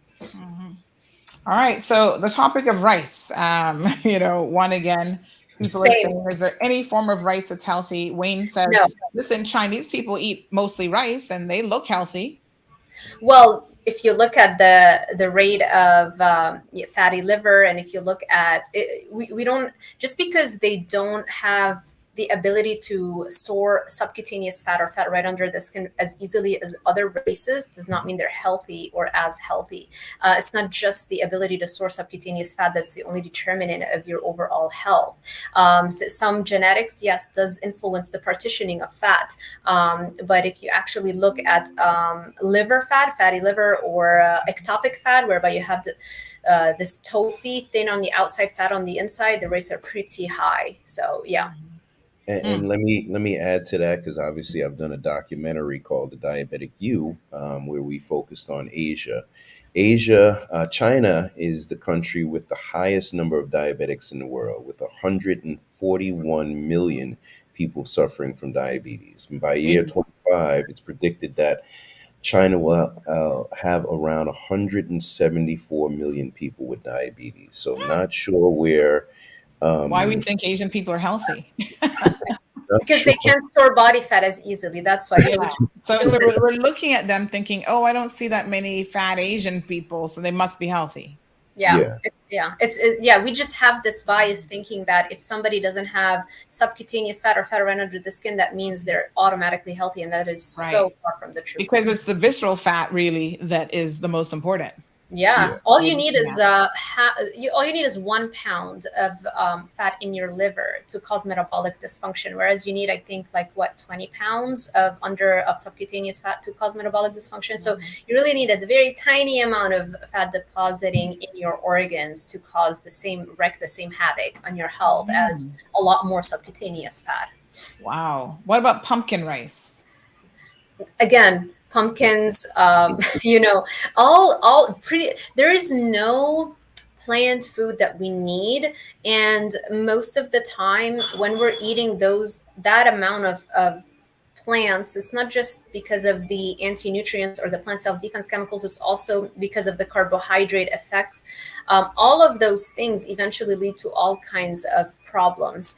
And I have, I mean, story after story of all my clients, or the people that I've interviewed, and success stories on people going on a carnivore diet, and all of a sudden, they snap out of menopause, or they haven't had a cycle for 2 years, and all of a sudden now their hormones kick back into high gear, and it's literally reversing it, or the aging process, and so vitiligo, autoimmune diseases, multiple sclerosis, depression, anxiety. There is not one condition that I have not seen an example of somebody reversing it just by eliminating all plant food exposure, So, and even people who seem to be eating tons of plant foods, there's a minority of the population that can eat salads and everything and appear to be super healthy. Oftentimes they're very young, and as they start to age, the aging process weakens our intestinal lining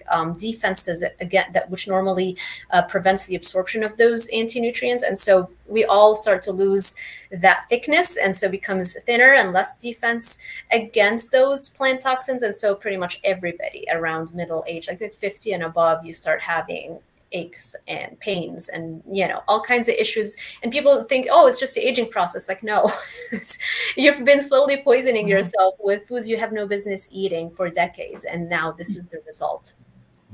All right, so this person's saying, what about monk fruit? Again, it's first of all, remember 85% of it's a safe estimate to say 85% of Americans have a very high level of food addiction and sugar addiction specifically. And so any kind of sweetness in your diet is going to be a huge trigger, and you're basically keeping the addiction alive. Not to mention that every few months we have a new study showing how all of those artificial sweeteners, natural and artificial, they all seem to have issues. So erythritol, for example, has been linked to it's like the number one predictor of heart disease, how much erythritol you have in your blood. Stevia has been used ancestrally by tribes to as a contraceptive. So it like literally puts you in menopause in a way. It blocks your fertility. So every single sweetener you can think of has been shown to have really serious effects. I think also xylitol or erythritol kills fruit flies. You put fruit flies in a jar and they die in a day. So yeah. All right. We've got a question here about metformin and why are doctors prescribing it if it's not healthy for the liver? Wait. I want to jump on that one, and she could jump. Go ahead. I'm actually a fan of metformin because it's called the anti-aging drug. So, but I would say this: at times, depending on if you're diagnosed with type 2 diabetes, there are times where you will need some sort of medication, right? Because if you have a extremely high blood sugar and you are not going, and think about why. Number one, some of the reasons why a doctor would prescribe medication, right? Because when they see us and we come into that office and we're diagnosed with diabetes, we come back in 3 months, we haven't made any changes. At times, we're even worse. So a doctor in their mind thinking, listen, we have to go by the guidelines and prescribe medication, whether it's diabetes, hypertension, whatever it may be. Because at times we don't take our health in control, and the only way to per se keep that person from getting worse is prescribe medication, right? Because they're not taking their health serious. But If they're have a high blood sugar and they need some medication even for a short period of time. So even when we go into talking about this on a television show, it should be have a game plan, right? It should be if a doctor says, listen, your blood sugar is crazy, but we're going to put you on some. Okay, doc, how do I come off of this in the next 3 to 6 months? Right. So we're not expecting people to jump on a certain lifestyle right away and make changes. And in 3 months, they come back in perfect health. Right. But at least have a game plan. Don't look at any medication as something that you're going to be on for the rest of your life. Look at it as, I may have to take this for a little while, but I'm getting off of it. But metformin has shown studies as far as longevity. They're doing a lot of studies on metformin right now. People who don't have diabetes are using it once again, for longevity reasons. So with that being said, I'll turn it over to the lovely doctor. So yeah, I think you're right that anything that's going to help, if you're in the throes of addiction and you literally cannot stop yourself from eating the carbs and the sugars because it just feels so horrific when you take that external dopamine producing food, it might be helpful in the first few months, but like you said, yeah, the game plan should always be treat the root cause. The root cause is too much carbohydrate and insulin resistance. And so learning to exercise is literally the same. It gives you the same effect as metformin, right? It sensitizes your tissues to take up the carbohydrates and away from your blood. So yeah, I definitely would always want to go back and treat the root cause of the diabetes, which is simply a carbohydrate intolerance. You're just eating way too many carbohydrates that we are not equipped to handle. So once you do that, it's very, very quick how your blood sugar normalizes, and you don't need any drugs, any insulin, anything like that. All right, Ms. Sue has a question. She says, what about freshly squeezed orange juice that they sell at the supermarket? It's not cheap, but then one small glass is okay. So is that any better for you? I guess maybe it's not as worse, and it's not as bad, I should say, if it's freshly squeezed and it's been processed and additional sugars added. But there's it's sugar, right? I mean, it's sugar. It's so horrific what happens to your blood vessels, to your tissues, to your collagen matrix that supports your skin. I mean, everything is broken down by sugar. There's very minimal benefit from orange juice. It's literally just like drinking soda. You don't even get the vitamin C because the sugar blocks the vitamin C absorption. You don't even get that.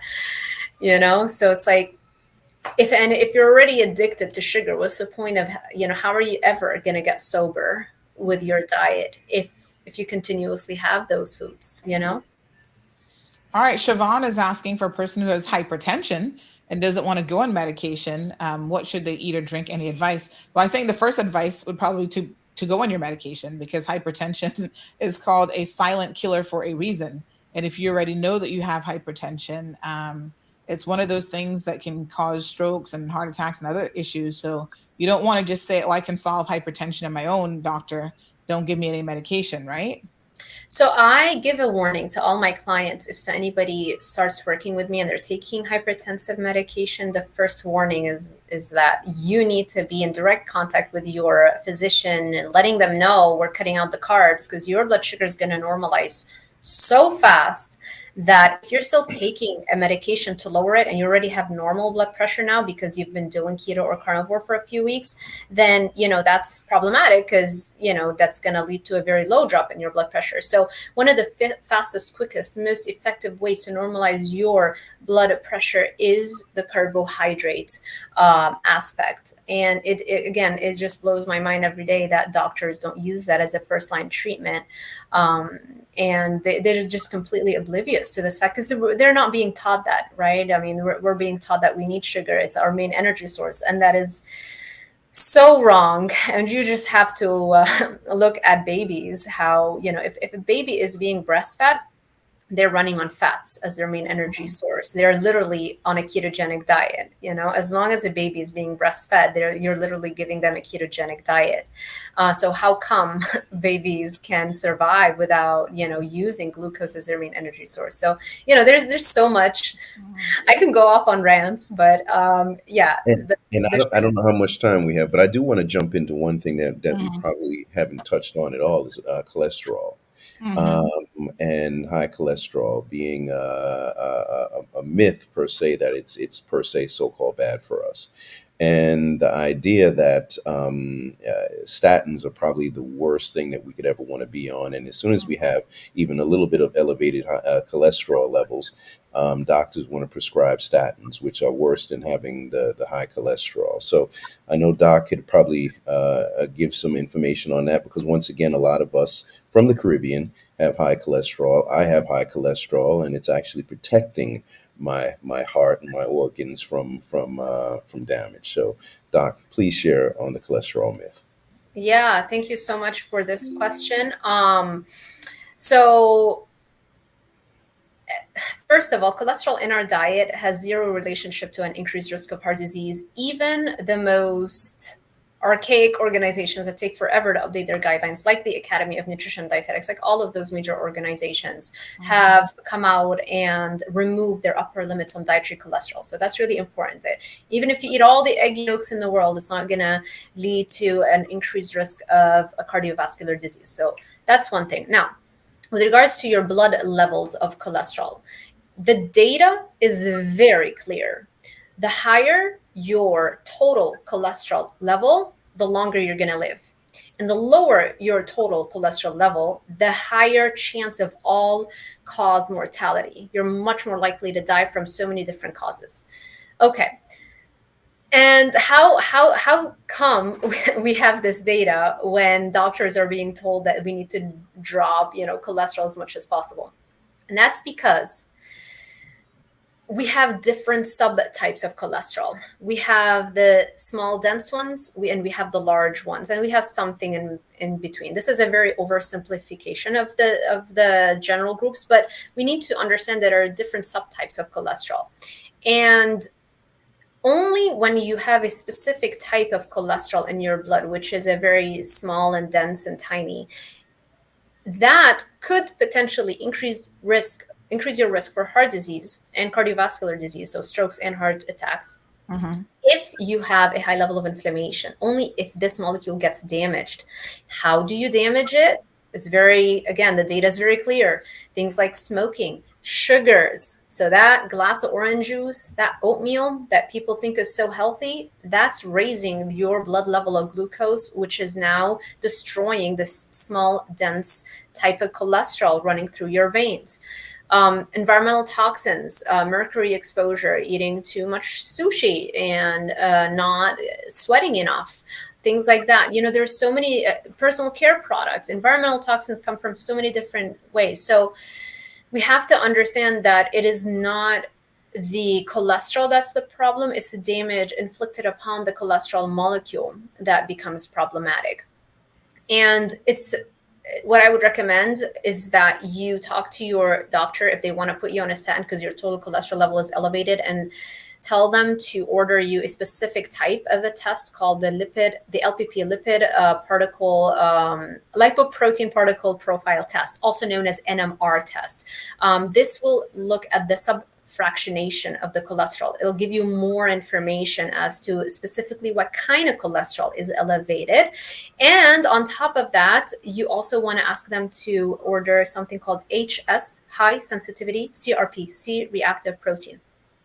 That test is a general marker for inflammation in your body. So once you have now the subfractionation data, what kind of cholesterol is elevated, plus you know whether or not you have high levels of inflammation, only then, if you have a lot of the small dense LDL cholesterol plus a lot of inflammation, then we could have a problem. But normally we would know if we have a problem just by looking at your lifestyle. We'd know if you're a smoker. We'd know if you exercise or not. We'd know if, we could do a heavy metal test, and, then we can tackle all those things. That is how we really deal with heart disease. And we know from studies also that 70 3 to 75% of people who have a heart attack actually have blood sugar imbalances. So they're either pre-diabetic or edging towards diabetes, right? We also know that 75% of folks admitted for a heart attack actually have low LDL cholesterol. It's not even elevated to the point that they would have to give them a statin. Like there's no problem there. So how come 75% of people who do end up with a heart attack don't have elevated blood levels of cholesterol, right? And so that's the problem when you have the pharmaceutical companies making a ton of money from a drug class like a statin. And so now you have a lot of incentive to interpret certain studies more with the, like cherry pick the studies and try to focus on certain studies, but completely disregard the conflicting data that shows the complete opposite. And Sarah, tell them how dangerous statins are, because I don't think people understand that. Because I myself, real quick, prescribed statins years ago, didn't take it. I just knew that something wasn't right here, and I wasn't given any information on statins. I wasn't given on any information on any medication that I was prescribed. It wasn't until the last probably 2 or 3 years that I understood how dangerous statins are. So once again, they aren't educating us, and that's why we have brought the best of the best. I keep saying it again, that are going to educate us. So tell them about statins. Yeah, I mean, just the fact that it raises your level of your risk for dementia or Alzheimer's by 400%. I mean, that should be, I think, reason enough to be very careful about taking statins. Not to mention, it increases breakdown of your muscle tissue, and we know that the amount of muscle you have on your frame is probably the single biggest predictor for how long you're going to live and how healthy you're going to be.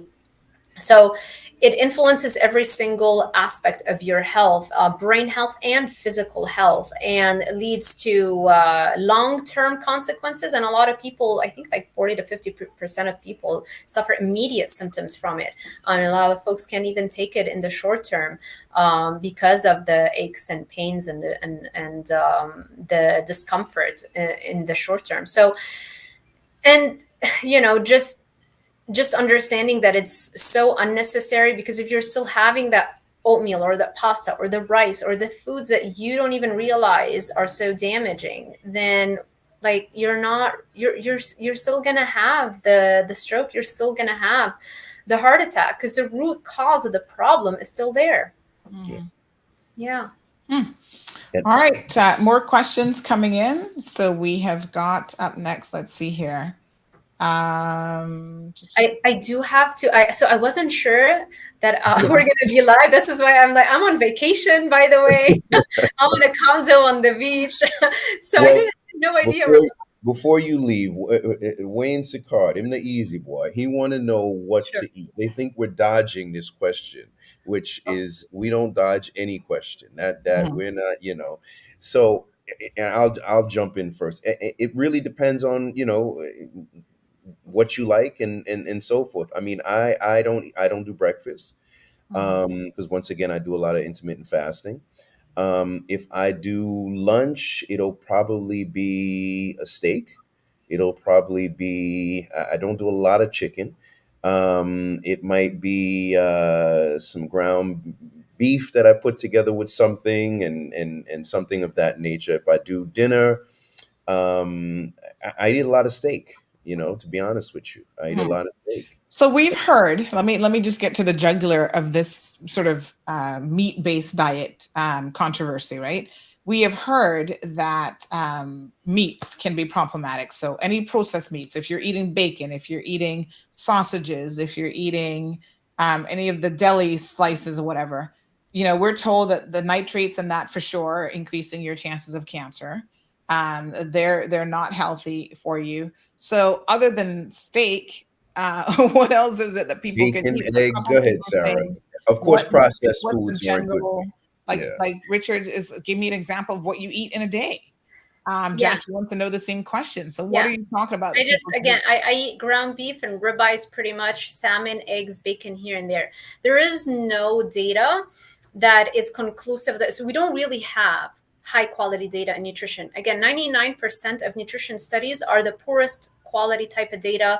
We call them observational correlational data, whereby it's literally just questionnaires and asking people, hey, over the last year, how often have you eaten this food or that food, right? And so there is serious flaws.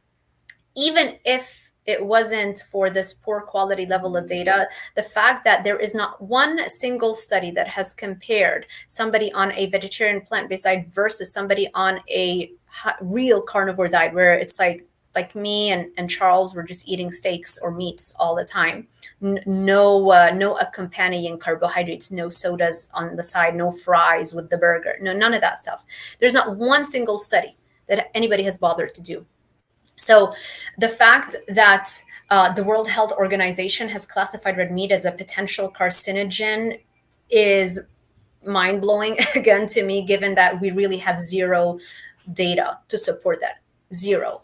Of course, if you're going to look at the studies that compare somebody on a junk food diet versus somebody who is following the guidelines and having more salads because this is what we're told is healthy for us. Yeah, of course, anybody that stops eating Snickers and McDonald's every day, yeah, sure, they're gonna feel a little bit better, right?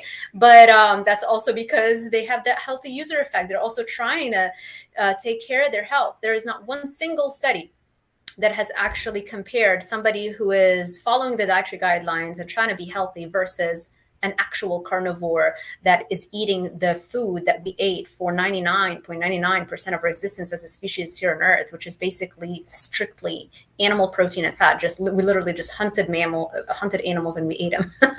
So yeah, there's that. Nitrates, you actually have far more of that in celery than you have in any kind of processed meat. So even if we look at the processed meat, which common sense would dictate, yeah, processed meat is probably not the best compared to fresh meat, of course.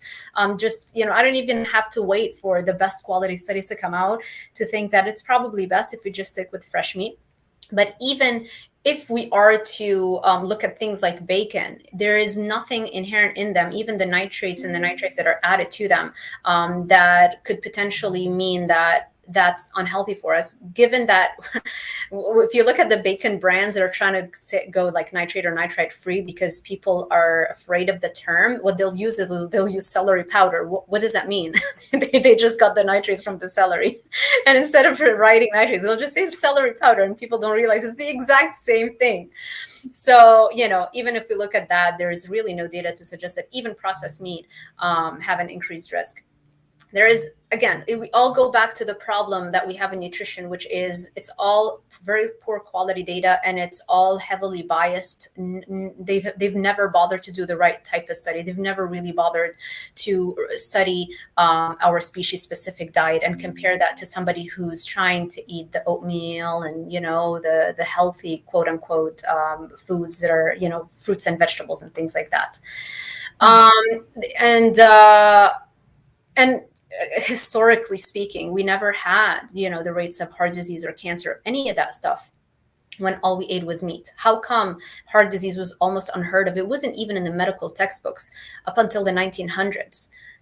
So how come we're trying to blame now a modern disease like heart disease on an ancient food that we subsisted on for millions of years? It just makes zero sense. So yeah, what do I recommend? I recommend going back to our species specific diet. Just like lions, we know what their species specific diet is. There's no controversy there. Lions are supposed to eat meat. Female lions, male lions, cubs, they all eat one food, and that's meat. Pandas eat bamboo, right? Like, we know what every species diet is, and we know that humans are carnivores. The only problem everybody's confused is because there's a lot of money at stake because there is $1 trillion food industry that can only thrive as long as they can maintain their addictive food marketing, and that's all carbohydrate. Meat has zero addiction potential, whereas something even as rice has been shown to activate the addiction part of the brain. Even things like very pure, you could say almost whole food, carbohydrates are addictive, whichever way they come from, because historically they were never around. So it's this new thing that we have access to, and yeah. And so somebody said, I thought humans were omnivores, similar to how dogs and cats are not going to drop dead in a second the moment we give them the kibble, which is mainly plants. They're not supposed to, right? They're not supposed to eat those plant foods. They are carnivores, but yeah, they can live all their lives eating plant foods in the form of kibble. But of course, then they get sick just like us. They get cancers just like us. They get skin issues just like us. So just because we don't drop dead in a second if we have a salad doesn't mean that this is our optimal human diet. All right, we've got a caller on the line, and we're going to start to wrap things up a little bit here. Caller, good morning, and welcome to the program. Morning again. Could your guest describe to us in some detail the concept of empty calories and why that's not beneficial? Okay, empty calories. So empty calories are something like a soda, right? Where you're basically just getting calories from sugar, and it doesn't have any accompanying nutrients in the form of additional vitamins or minerals or nutrients that we need, amino acids or anything like that. So it's, yeah, that's basically what an empty calorie is. And I would argue empty calories also come in the form of rice and grains, because even though you might have a little bit more B vitamins in there or iron or things like that, actually, for your body to be able to process those foods like rice, it wipes out a lot of the magnesium and the B vitamins. It just requires so much of your nutrient stores to be able to metabolize those carbohydrates that you end up with a negative effect on your nutrient profile in the body, on your nutrient status in the body. And that can lead to nutrient deficiencies over a long period of time. All right. Well, Dr. Sarah, thank you so much for jumping on. And Charles, obviously, thank you for thinking of her to jump on the program. Lots of questions, obviously, still coming in. But we appreciate Charles. We appreciate Dr. Sarah. We appreciate Kevin giving us access to these wonderful guests this morning. So thank you all very, very much for joining the program. Thank you so much for having me. And, you know, all this information and more, if you check out my Instagram, Dr. Sarah Zeller, is very easy to find me. There's, because I know what I just said has generates a ton more questions than it answers. It's just so contrary to everything that we've been taught, and trust me, nobody is more aware of that than me, being a classically trained dietitian and going through the whole mainstream way of education. And so there's a ton of information on my YouTube channel, on my Instagram. I'm doing a group coaching and one-on-one coaching, because it's not just about teaching you what our species specific diet is. It's also about understanding that this is an addiction. You might agree with me in a second, like, oh, okay, that makes sense. But come to apply it, it means that you have to break an addiction that, from the studies that we have so far, it seems that it's far more addictive than heroin. So it's hard to do it by yourself. It's not like, okay, I'm going to stop heroin today and I'm good. It's like you need a little extra information and a little extra support. So check all of the resources. It's all available to you. And and thank you so much for this opportunity. Yeah, absolutely. And, Thanks very and much. last thing too, that's why this TV series is so important, because we do bring these experts together to really flush out these questions. And we've got two beautiful series, one based on shot in Jamaica, our first season, and another one based on using the ketogenic diet too as well. That's available, called Reverse. So you can find those on different platforms, and we'll post a link for you to be able to see where they're at. But they're valid questions, and once again, where did we get the idea that we thought salads were healthy, right? They were kind of just passed down to us, right? I don't even realize where I came up with salads being healthy from. So all these questions are valid. And I think that's what we do a good job of is answering them and putting the information out there. And people, everybody's going to do what they want to do. But for those who really want this information, who want to make the lifestyle changes, and we're not saying our way or this way is the way to go, but at least you have the information and you can do what you want with it. Absolutely. Thank you so much, Charles Maddox. Again, yes. Big shout out to our Caribbean brother there. Kevin, yes, man, yes. And Dr. Sarah, Kevin has shared her Instagram page, her Dr. Sarah Zaldivar, if you guys are interested in checking her out. And of course, you can just Google Charles. He's all over the place. working on his docu-series, what did you call it? Docu-reality series? Docu-series. Yeah. So check Charles out. He's doing a lot in the world of health and filmmaking and that whole area. And of course, Kevin jumped in here, part of the the local Heart Foundation. Is it Heart Foundation? Yeah, Cayman Heart Fund. Probably Fund. going to be Cayman Heart Foundation in the near future. But yes. Yes. Thanks very much to all of you. We really appreciate you and have a fantastic weekend. Blessings. Thank you. All right. Oops. Thanks. All right, Kevin. Do you want to hang out a little bit more? Or are you ready to go, Kev? I'm ready to go. I got a meeting. I got to jump on. Absolutely. Bye. All right. So listen, folks, we're going to give you guys access to additional information. I think you've got to take in and digest. And I do see some of your comments. Some of you are saying, oh, I've heard other stuff and whatever. And I think that as Charles said, they're going to give you some information. You don't need to run out now and believe that the carnivore diet is what you must do. I'm a moderate person. I believe in moderation. There's certain things, like they said, maybe the human body just isn't designed to do in moderation, and you cannot do in moderation. But when we look at, and there's tons of studies about this, people who are able to stick with a program, it's not people who do things in extreme. Those are the small minority of people who can get up every single day and eat healthy every single day for the rest of their lives. Most of us are going to have a moment where, your 6-year-old has a birthday party and you're going to take a little bit of cake. And then the next day you said, okay, I'm not going to eat the leftovers. I'm going to do things in moderation. So folks, there's a lot in my mind when it comes to how human beings operate that really,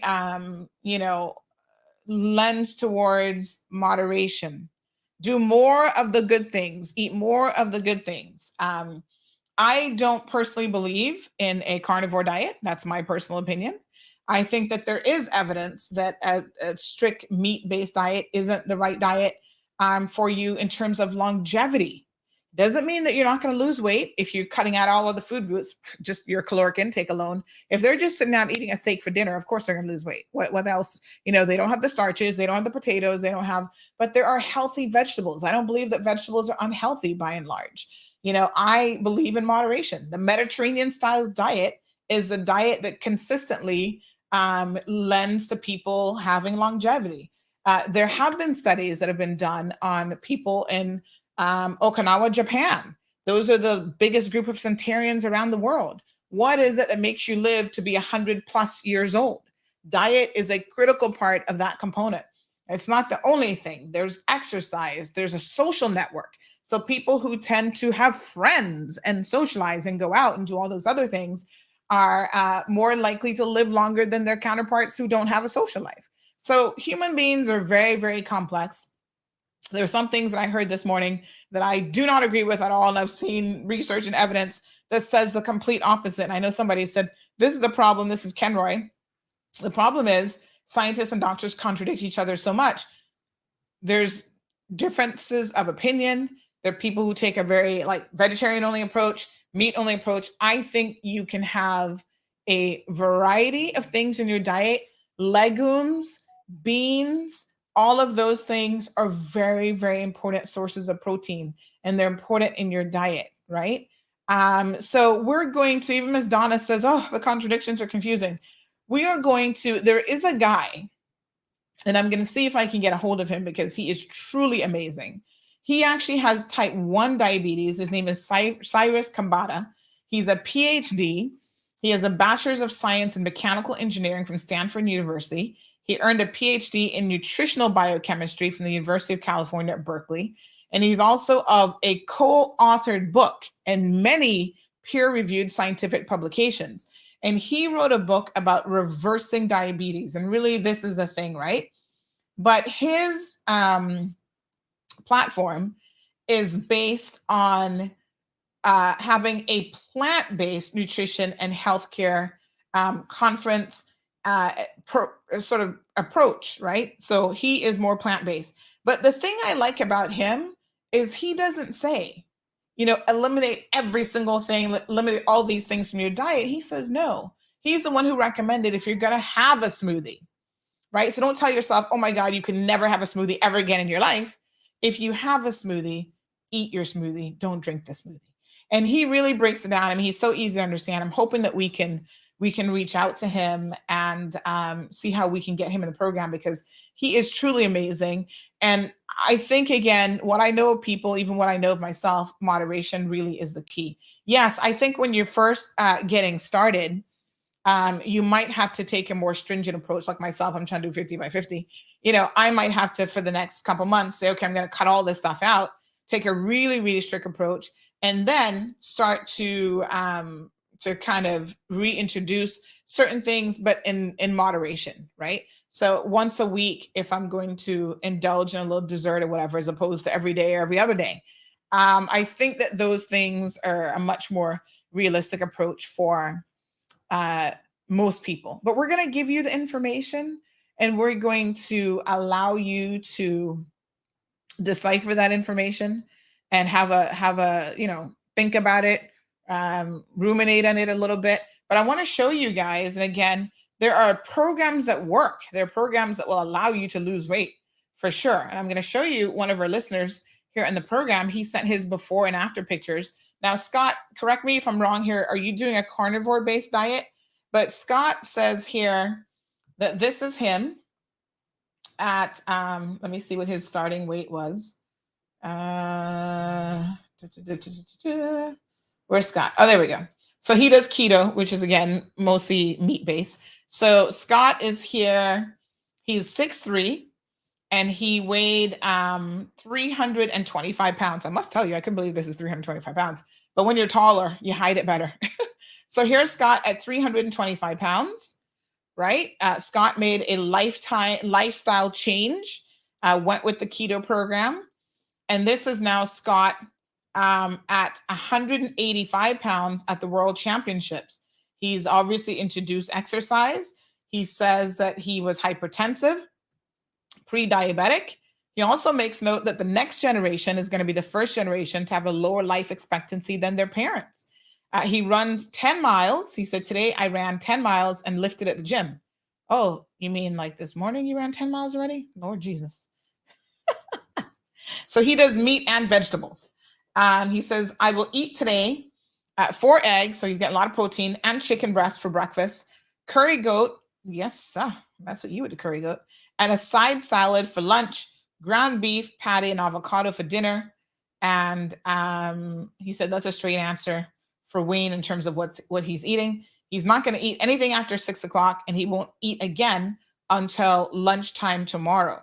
So one thing I will say is, from the research that I have personally been doing, the benefits of intermittent fasting, or really narrowing down the window in which you actually eat, seems to work no matter what your diet is. So even if you continue eating horribly, reducing your eating window in the period in which you eat seems to have some real benefits. You're going to take off weight, et cetera, et cetera. But of course, the goal is not just to intermittent fast for weight loss, which will improve your numbers, improve your health, but also the quality of foods that you're eating has to improve. So you do want to eat better quality foods, right? Because that's going to give you energy. You're going to feel better. You're not going to feel as lethargic if you're eating all the sweets that gives you the high and the lows and all that kind of stuff. So you do want to really improve those areas. And I tell you, 3 weeks into my intermittent fasting, when I went back to check my my A1C numbers had dropped. And I said to the doctor, when he's like, okay, it's good that it's dropped, because of course we don't want that to continue increasing, because that's showing insulin resistance and you're on your way to diabetes, right? And I said to him, when I had spoken to the nutritionist, she said, oh, no, don't intermittent fast, because we want you to be eating small meals throughout the day, kind of this grazing type of thing. And I have immersed myself in research as it relates to intermittent fasting. And I think her data might be outdated as a nutritionist. And this is what happens sometimes with people, why some of you will say, oh, they're contradicting each other. Some people have outdated data. Some people don't have access to all of the data, and they're not getting a broad, sort of spectrum of where's the information coming from. But I will tell you one thing, there's lots of research and lots of data being done, really and truly. So I don't buy into this, every doctor out there is trying to make money off of us, or this anti-pharma, big pharma kind of thing, and they're trying to hide, I'm like, listen, data's out there. You need to know how to find it. Sometimes the information that we get is like preliminary data. Hello, just 1 second. So sometimes we get like preliminary data. So it might say, this is interesting. It's not a cause and effect. We don't know if this is the exact diet. More research is needed, whatever. So you have to be careful when you read a new article that comes out, like a health article that says this. What does that really mean? And more research is necessary for a true determination to be made. Caller, good morning. Good morning, Sonia. Sorry, shouting. I just see this guy picking off some Indian, and that's my favorite mangoes. Your favorite mangoes? What? So yeah, great topic. For the gentleman who had messaged about the intermittent fasting. Look here. This is Alec, by the way, DJ Alec. I was pushing about 245, and the intermittent brought me down to 218. So I'm fluctuating between 280. It depends on the meal. Yes. 218, 220. And a combination with a little light exercise if you can manage whole day hard working like in the construction field. So you can intermittent fasting, a little walking. You go home, you do a little, sit-ups, push-ups. It works, trust me. Yes. And sugar, I don't care what's the white, green, pink, purple, blue, cut sugar out. Yes. Cut sugar out and flour, get rid of that. Rice, get rid of that brown rice you can use. And you can, if you feel guilty, if you snack on anything late, tea with no sugar, and it works. All right. Thank you very much. Good morning. Thank you. Appreciate it. Yes. And I mean, I don't believe in cutting out any food groups, probably other than sugar, really. And that's not a food group. You know what I mean? But yeah, like fruits, vegetables, legumes, meat, everything in moderation. Some things bigger quantity than others, and I think you can really get there. So El Rey says keto and intermittent fasting has worked for him. He stays pretty fit.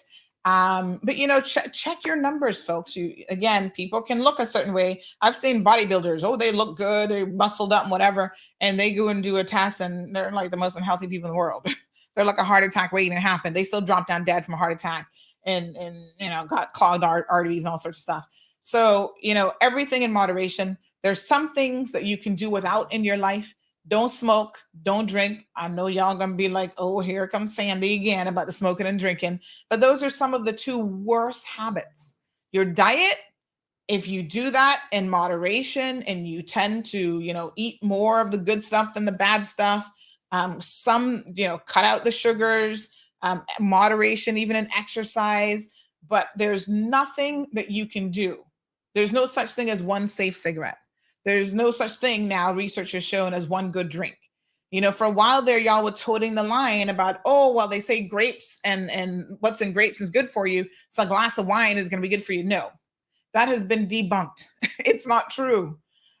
So in terms of research, I think that there is good research out there that we can rely upon. But I think when you have, information that's in the early stages, people tend to jump on it and go, this contradicts another research that has been done. It's not really a good way to look at research, right? You have to look at when the information and the research was done, what it's actually saying. So sometimes we're misinterpreting what research is saying. And so, of course, that will cause us to think that, they've made a conclusion here, and they haven't.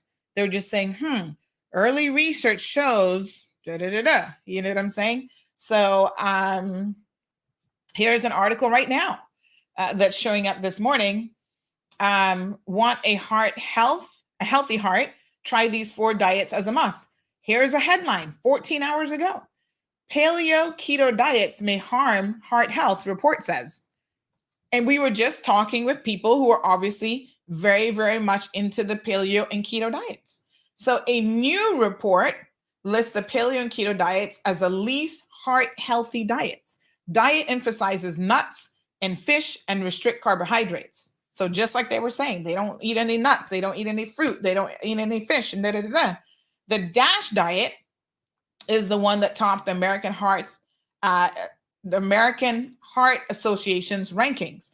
So, like I said, I'm a reader, honey child.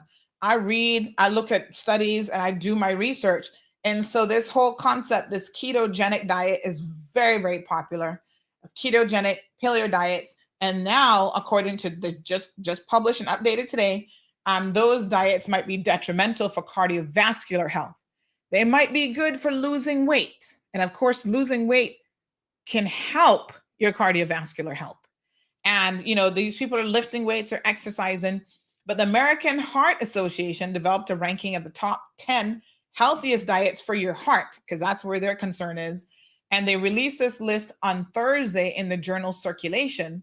And it put the paleo and keto diets at the very bottom, citing the plan's reliance on fats from animal sources and lack of carbohydrates. I'm going to give you guys this link because I need you to go away and read this for yourself, right? This is why I tell you, y'all don't have to believe anything I say. Just read and read and read and read some more.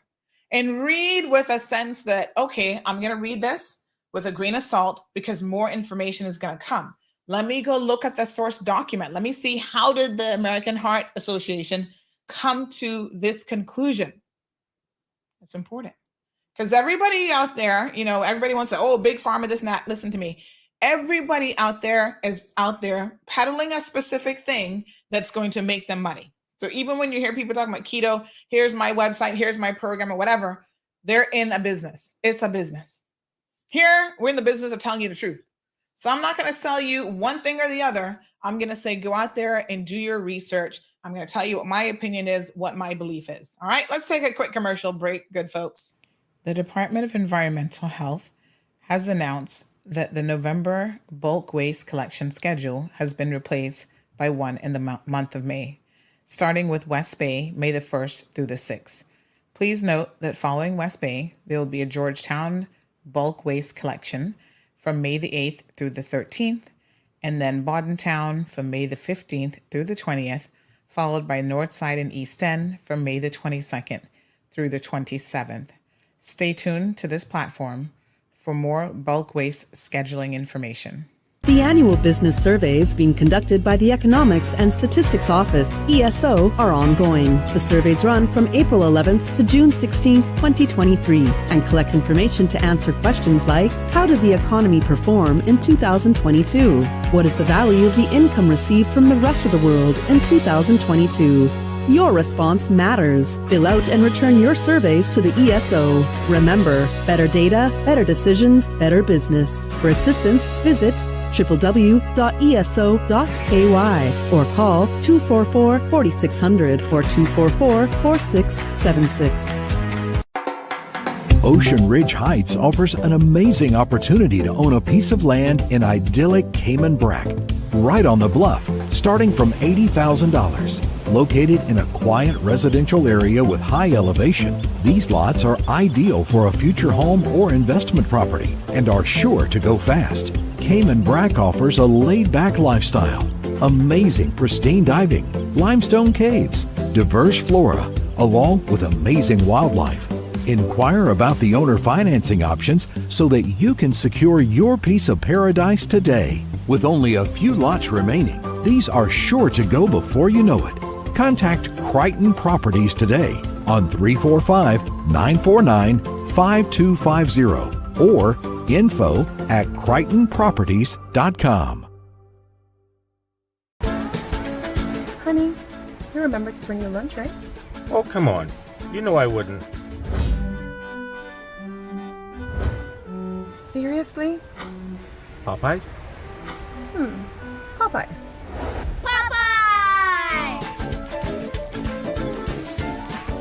Popeyes to the rescue again. Mommy, I prefer this to your chicken anyway. Oh, no, you didn't. Cayman doesn't just like that chicken. We love that chicken from Popeyes. All right, folks. Should start looking at a few quick messages this morning. So OCM Production says, I personally don't believe keto is sustainable or healthy long term. I also consider intermittent fasting to be another eating disorder. I wouldn't say it's an eating disorder, but I've come to my conclusions through personal experience and research. So, I mean, I have done, oh my God, a crazy amount of research on intermittent fasting. I think with few exceptions, there might be some people that, again, it's just not suitable for them for very specific reasons. But I do believe that this concept that we need to be eating all day long is something that we have developed over time, and it just isn't true, and it just doesn't make any sense in terms of how our body metabolizes food and what it does with it, and the fact that you need to give your body a break to be able to just rejuvenate itself. And so I'm going to give you some resources that I've been using online, some people that I have been listening to. Some of it is very, very technical, but you're getting the top medical professionals, right? So make a note of these names that I'm going to give you.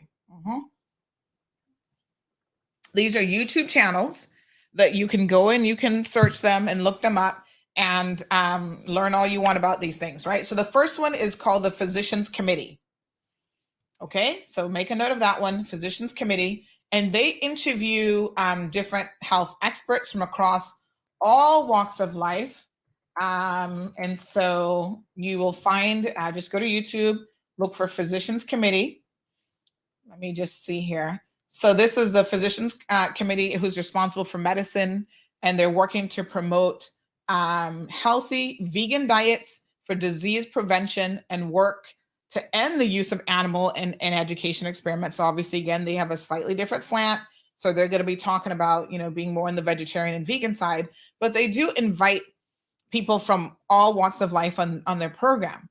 So it was founded by Neil Bernard, MD, and has more than 10,000 physician members. So go and check this out. I mean, very, very interesting stuff that they do. Let me see. Let me see. So here's some examples, right?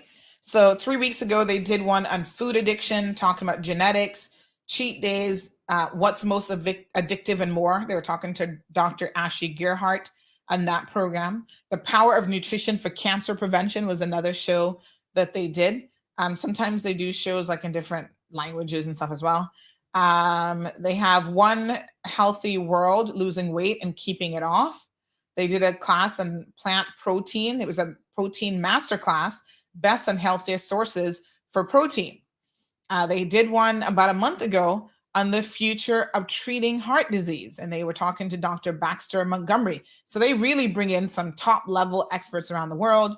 Another one, my apologies, is called Cardiac Survivor, How to Eat to Live. And they had some experts there in that program. More about eating vegetables, the 5 C's of cooking for kids. Ugh, we all need to read that one, honey child, because boy, they don't want to be eating their food. A cardiologist's inexpensive heart healthy diet for everyone. Diet, not DNA. So this is a pediatrician explains why children are overweight. Because our children, when Scott mentioned that, the next generation is going to be the first generation to actually die and not outlive their parents, despite having the best medicine in the world, despite having, all the right things in place for us to live longer, more treatments, early detection of cancers, and all this other stuff.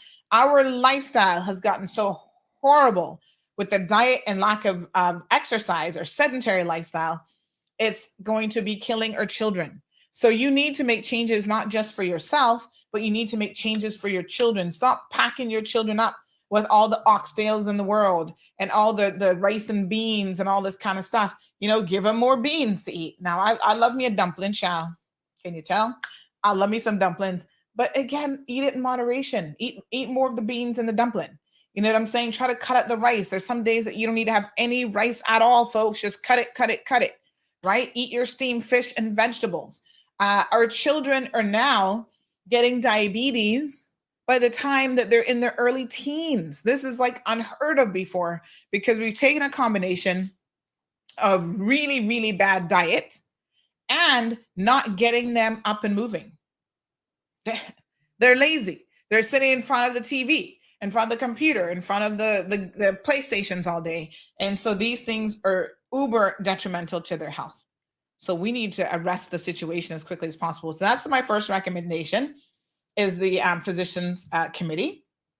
I'm going to put a link here in the chat so you can go check them out. And then we've got, hold on a second now. Let me get you another one. Evelyn says, oh Lord, I love my dumplings. Listen, we love all the comfort foods that are like the worst for us. Trust me, I get it. I totally understand. Another guy that I subscribe to and I watch that's really, really quite good. Let me just pull up some of these here. Is Sugar MD. So he does a lot around diabetes control and sugar. Let me see if I can pull him up. So these are people on YouTube that I do subscribe to. So my Sugar MD guy is extremely knowledgeable, and he gives a lot of really good tips, like practical tips and things that you can do. Because again, I think if something is practical, you're more likely to stick with it. So for example, he talked about 12 diabetic skin problems. So sometimes diabetes will present itself in the most unusual ways. Like you'll see skin disorders, right? That you're like, oh, what's this? What's going on with my skin? You don't even know that you're diabetic, which you should be checking your numbers on a regular basis. But this is the sort of indicators that you need to be looking at. Some of the vitamins that you can take to help if you have diabetes and you want to offset some of the diabetic complications. You know, something that you can drink that's really good for people who have insulin resistance or who are in the pre-diabetes or diabetes stages. What about moringa? So a lot of us talk about moringa. You know, how can that be helpful? Peanuts. Is peanut a good nut for us? I mean, he covers a wide variety of topics, but most of them are focused on insulin resistance, diabetes, controlling your sugar levels.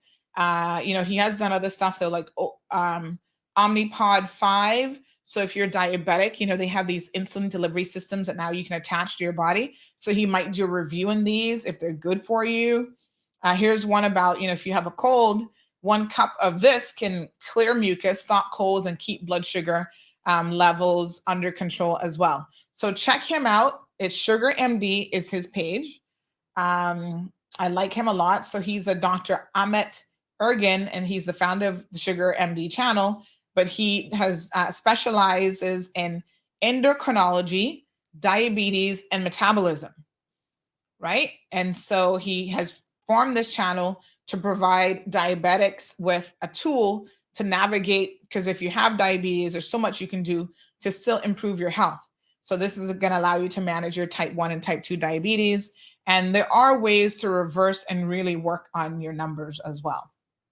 So that's a really good one that I subscribe to. I'm just trying to think of some others that might really be good. Just talking about more on the health and nutrition side than anything else this morning.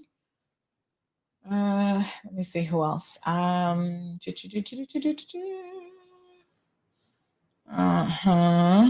There's just a couple of people that I follow who have had really good success with like intermittent fasting, and I like their style. And so I follow some of those individuals. They're not physicians or experts or anything, but it's kind of interesting to see what real world recommendations they have and how they've gotten, you know, these things to work for them. So I might tell you about a few of those as well. Let me see here. So, okay, if I think of some more, I'll certainly let you guys know.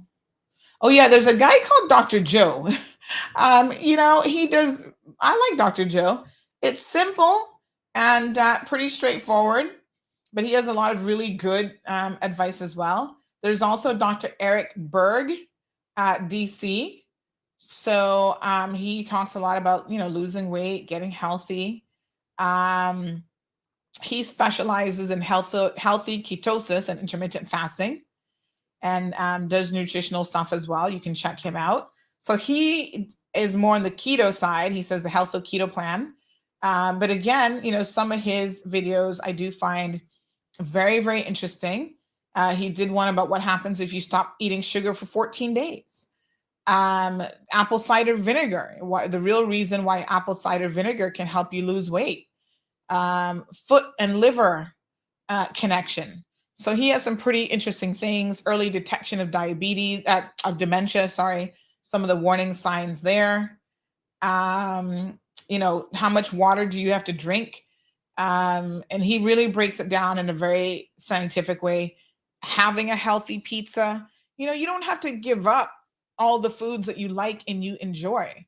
There are foods that you can still eat, and there are ways that you can make them healthier. I mean, I've seen, listen, cauliflower is like the magic thing. Like you can make anything, cauliflower into anything. I was watching a video last night where somebody did a pizza and the base of it was cauliflower. I was like, what? Cauliflower is just one of those things that is, you know, it takes on the taste of your seasoning, so you can do a lot with it. So those are some, I'm just trying to think if there's another lady, this is an African-American lady called Dr. Frida. She does a bit, she is a triple board certified MD, motivational medical speaker who advocates healthcare excellence for all. And her channel focuses on trending medical health, wellness, and lifestyle topics. And she tries to educate people. So Dr. Frida is very easy to listen to. She, again, is, you know, shows you all the science behind what she's saying. So she talks like about kidney stones, for example, food labels and chronic kidney disease, how to prevent heart attacks and heart disease, sudden cardiac arrest versus a heart attack. Like, what's the difference there? Actually, two different things. The top 10 worst foods for diabetics. So that was one that she tried to talk about and said, you know, talk about certain foods that you need to just avoid them at all costs and eliminate them. So of course we know, here's the top 10 list. I'll just tell you: sugary breakfast cereals, barbecue sauce, because a lot of these sauces, ketchups, barbecue sauces and stuff, they have a lot of hidden sugars and just nothing of nutritional value for you. French fries, oh, Lord Jesus. White bread and pasta, potatoes, energy drinks, dried fruit and fruit snacks. You're thinking, oh, it says fruit, it must be good for me. Not at all. Fried chicken, flavored coffee, and number 10, of course, has to be the soda or the pop. Of course. My Pepsi. So check out some of these resources, folks. There really is a lot of information out there, and there's a lot of good information that's available to you. There's this guy, his name is Dr. Frank O'Neill. He lost, oh my geez, I'm peace. He lost, how much weight did he lose? He lost the whole person. Let me put it that way. So he went from, oh God, he was huge. I don't want to make him any fatter than he was, but he was really, really big. And so he lost, I believe, over 160 pounds. It's a lot. And he did it through intermittent fasting. So he talks about his journey. It's good to see how other people have, have done things, right? He talked about hydration and the importance of electrolytes. 165 pounds is what he lost, which is a lot of weight. Whew, my 50 pounds is a lot, but geez and peace, 165 pounds, Lord Jesus. What a mess.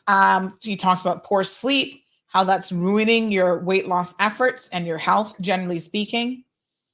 So those are a couple. Dr. Joe, he does really simple videos. I mean, he records them himself. There's no big production team behind him.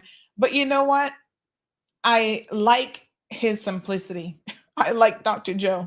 So he's going to get out in his backyard, show you a couple exercises. And Dr. Joe's like, this is what you need to be doing. This is good for people who are trying to lower their blood pressure, lower their diabetes, whatever. He says, diabetic, here's 11 tropical fruits that you can eat safely, and tells you how you can do that. Everybody now is talking about this new drug called Ozempic, which some celebrities are using it as a method of quick weight loss. It's actually not meant for that, but there's some brutal side effects that if you're taking this drug that you should know about. These celebrities are trying to lose a quick 10 pounds. they'll go and take Ozempic and, they lose 10 pounds and you think that they're so healthy and whatever. Be very, very careful, because Ozempic is a serious drug and it comes with some serious side effects. Here's a good one from him. A new study, this is just 13 days ago, new study sends a cautionary tale for meat eaters. Let me link this to y'all who heard the program this morning, because again, I think you need to have balance in your life. You need to have balanced information, and you do need to keep in touch with what is happening out there. Sometimes I know it's overwhelming. Really and truly, I get it. Somebody comes in the program, they say this, and this is what you should do. You should be keto. You should da-da-da-da-da. And then you walk away going, okay, that's what I need to do. No.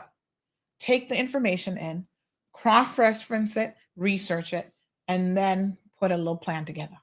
That's where hopefully I come in to add some balance to the conversation. So let me be very, very clear, folks. It is important to do your research. Right now, y'all don't even know how much stuff I'm researching. There's this article that was in CNS the other day. Somebody was telling me about it. Like I said, I don't tend to read The Compass or CNS, but about this this retirement home, right? And what's going on with this retirement home that is going to be built. And everybody, the keyboard warriors, are all up in arms about it right now, going on and on about, these people going to dredge and then and they got to dredge up and then destroy the environment. Listen, our environment needs to be protected. But the pendulum can't swing too far the opposite direction, where people will just make comments and don't have a clue what it is that they're talking about. Okay? So I'm in the middle right now of collating some research, and I'm going to decide if this is even worth a show topic next week, that we're going to talk about it so that y'all can get accurate information. Because what strikes me as peculiar, and this is super, super interesting, is people who are all of a sudden environmentalists, and they can afford to be environmentalists in their old age. Trust me, it's easy once you've already acquired your nice South Sound property, right? For you to then go around terrorizing people. Oh, you can't, the mangroves and this and that. Yes, we have to protect the mangroves as much as we possibly can. But the same multi-million-dollar homes you have in South Sound, honey child, with swamp and nothing but mangroves were pulled out in order to build you that house that you now enjoy, and that I dare say you're not going to be giving up. If you're so much for the environment, can we take South Sound back? Can we reclaim South Sound and rebuild all the mangroves? And all of you who own multi-million-dollar homes and condos in South Sound can come out of that area? Oh, I'm pretty sure you're not going to do that. I'm pretty sure that you don't want to hear the realities that this little island has been one big swamp. We are swampy land that's barely above sea level. That's the reality of this. And so for those of us who wanted to build on anything, you've had to bring in marl, you've had to build up your properties, and we've had to dredge. In the area that is being proposed, and I'm getting, like I said, all my facts lined up, so when I come to you with the full show, we get it right. But the area that has been proposed for the dredging of this marl to fill this 6-acre area has been a regular location for dredging. So when somebody said, oh, this is a pristine site that has never been touched and now they're going to mess up the mangroves, that is factually not correct. In the proposal, the plan that this developer is putting in place with his application for the coastal works is that 80% of the mangroves will be untouched and will be protected. He's going to dig. The main reason why they picked that specific area, I'm going to get all the graphs and everything ready for you. The main reason that they picked that specific area is because it has been dredged before. And they're trying to dredge in an area that's going to have less of an environmental impact. But you see, everybody now in this day and age is an environmentalist. Y'all don't even know what the hell that word means. All you know is, oh, I heard there are mangroves there, so let's not touch the mangroves. We're going to run and now make a big stink about this, you got to make sure you have your correct information before you make a big stink about something. That's all I'm saying. So whether it's nutrition and health and wellness, right? That's why we bring the experts on here. That's why we bring Health City on. We want to talk about this stuff. It's the environment. We want to make sure that we have our facts lined up. Right now, I'm doing some research into NAU because NAU has people coming through the door. I've told you guys about this parent who has a special needs situation on her hands where her daughter has some disorders and she needs therapy and help for her. She goes and submits all this paperwork. The front desk intake person just looks at it and says, oh, you don't qualify because you make too much a month. Okay, she's making $2,000, $2,500. I don't know where that's no big time salary. But look at her actual expenses. She's paying $1,700 in rent. Then she has to find another $1,400 to send this child to therapy. Where is she getting money for CUC, food, and all this other stuff? They did not even enter her into the intake. They didn't put her in the system. So when I'm asking my sources, please see why this woman was denied, because this sounds on the face of it to be very, very wrong. Oh, she's not in the system. Really? So somebody does all this work to come into NAU. You now at your little face to self, got to take their little application here. You know, this is how they must have done it. Oh, you're making this amount. You could have done a proper analysis on what percentage of her income is actually being spent, right? Oh, okay, you don't make enough money. You don't even put her in your computerized system? How? How does that make any sense? So you have numbers that you're giving the minister and government. ESO is big on numbers and we must participate in their survey and blah, blah, blah. And then we find out that the very government departments are not even saying that this person came to NAU to apply. How on earth would you have any accurate data to then run reports off of? Listen to me. They better get their act together. Because when I heard that, I'm trying to, where's my tissue? Oh, there it is. When I heard that this morning, I could not believe my ears. I'm like, this has got to be a mistake. There is no way that they would have somebody submit an application and not actually put it into the system. How and why would you do that? Those are the questions. These are the things that we need to be asking and trying to gain some level of understanding about. Folks, there's another story that I'm doing a lot of research on about 2 nurses in the Cayman Islands who were here working and did not have the credentials to be working as nurses. They falsified documentation. I've known about this for over a month. So it's not everything that I find out that I come and run to y'all with in the first instance. Sometimes it takes a minute of probing and prodding and asking questions and sending emails and waiting to see if government is ever going to respond to you. Because some of these government agencies that are responsible for licensing some of these physicians and stuff, they're not doing their job. They're falling down on the job. They're not doing what they need to do. And when they see that email come from me asking very pointed questions, they know that, oh God, Sandy knows about this situation. Well, not answering my email, not responding to my email isn't going to help you, honey child, because I'm going to still put the information out there and I'm going to still ask the questions. The point I'm making here is the importance of researching, reading, collating information, trying to put it together. And there's lots of things that fall into that category, working on it for you guys behind the scenes. But I can tell you what, some of them need to really get it together. Salvin, good morning. Devorn says, warning for meat eaters, I'm so screwed. Listen, you're gonna pick your poison at some point, Devorn. But if you have the information, I feel like you could make some moderate changes to your diet and you might be surprised. Moderation can go a long way. Johan is in the house. Johan says, are you qualified? Are you as qualified as DOE? Have you read this report and recommendations? I have indeed seen the report. And what I would say is DOE does not always get it right. If I can point to a history of dredging in that area, but DOE is saying that it is pristine, then they need to ask me what it is that I'm looking at and where have I gotten that information? Because I shouldn't, if they say that it's so pristine, Johan, I should not be able to find any previous dredging in that area. And that is not the case. So you can't have it both ways. So it's either a case of they don't know what they put in that report to be a fact. If I can find contradictory dredging that has happened in that area, or somebody's wrong. Good morning, caller. Well, the woman, she'll give it to us yet. You go and get it. Hello? Hello, good morning, Sandra. Yes. I'm sorry, I didn't know. I didn't hear that was on. I do apologize. I call in her talking about NAU and their slackness. I had an incident where someone had applied to NAU for assistance, only to be told that their application was being processed.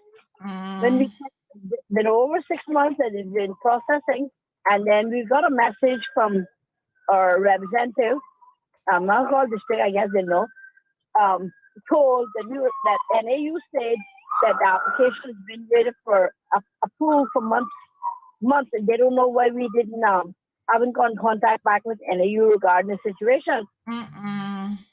Something goes up to NAU because we kept calling the number, and the number nobody was getting no response. Just voicemail coming on, the normal recording goes up there in person, and they were told that the application had been denied.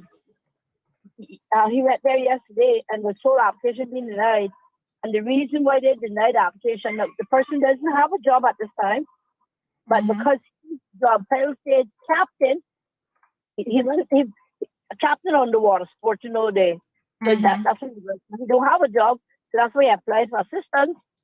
They told him that they can't give him no assistance because if he is a captain, that means he should be having enough money coming in. If he don't have a job, he don't have the money coming in. I don't understand. We don't understand what's going on, how they're processing the application. What it said is approved, next one is saying they will never process. Next one say it was denied. So we don't know where it's falling. So NAU needs to pull up their socks, because otherwise the staff don't know what they're doing, or they just need back to some people. That's for sure. I think a lot is left to be desired when it comes to NAU. But thank you for that specific feedback. You're welcome. All right, we've got Selvin, who says that when you touch the road, you and the Premier begins to walk in opposite directions, but you have my road support. I'm not sure what that means. When you touch the road, you and the Premier begins to walk in opposite directions, but you have my road support. The road is in the east-west arterial, the expansion. I don't know that y'all are understanding, and of course, I'm not going to speak for the Premier. The Premier has never said that road shouldn't be built, and it's not a necessity. He has said, let us do everything in our power, and the only way we can do that is through the EIA to ensure that we're taking all the necessary steps to protect the environment as much as possible. I'm of that exact same opinion. So I don't think that we are in polar opposite directions at all. I think environmental impact assessments are important. They're needed. We need to know, because part of the EIA process is to give you ways in which you can mitigate damage. And damage mitigation is important.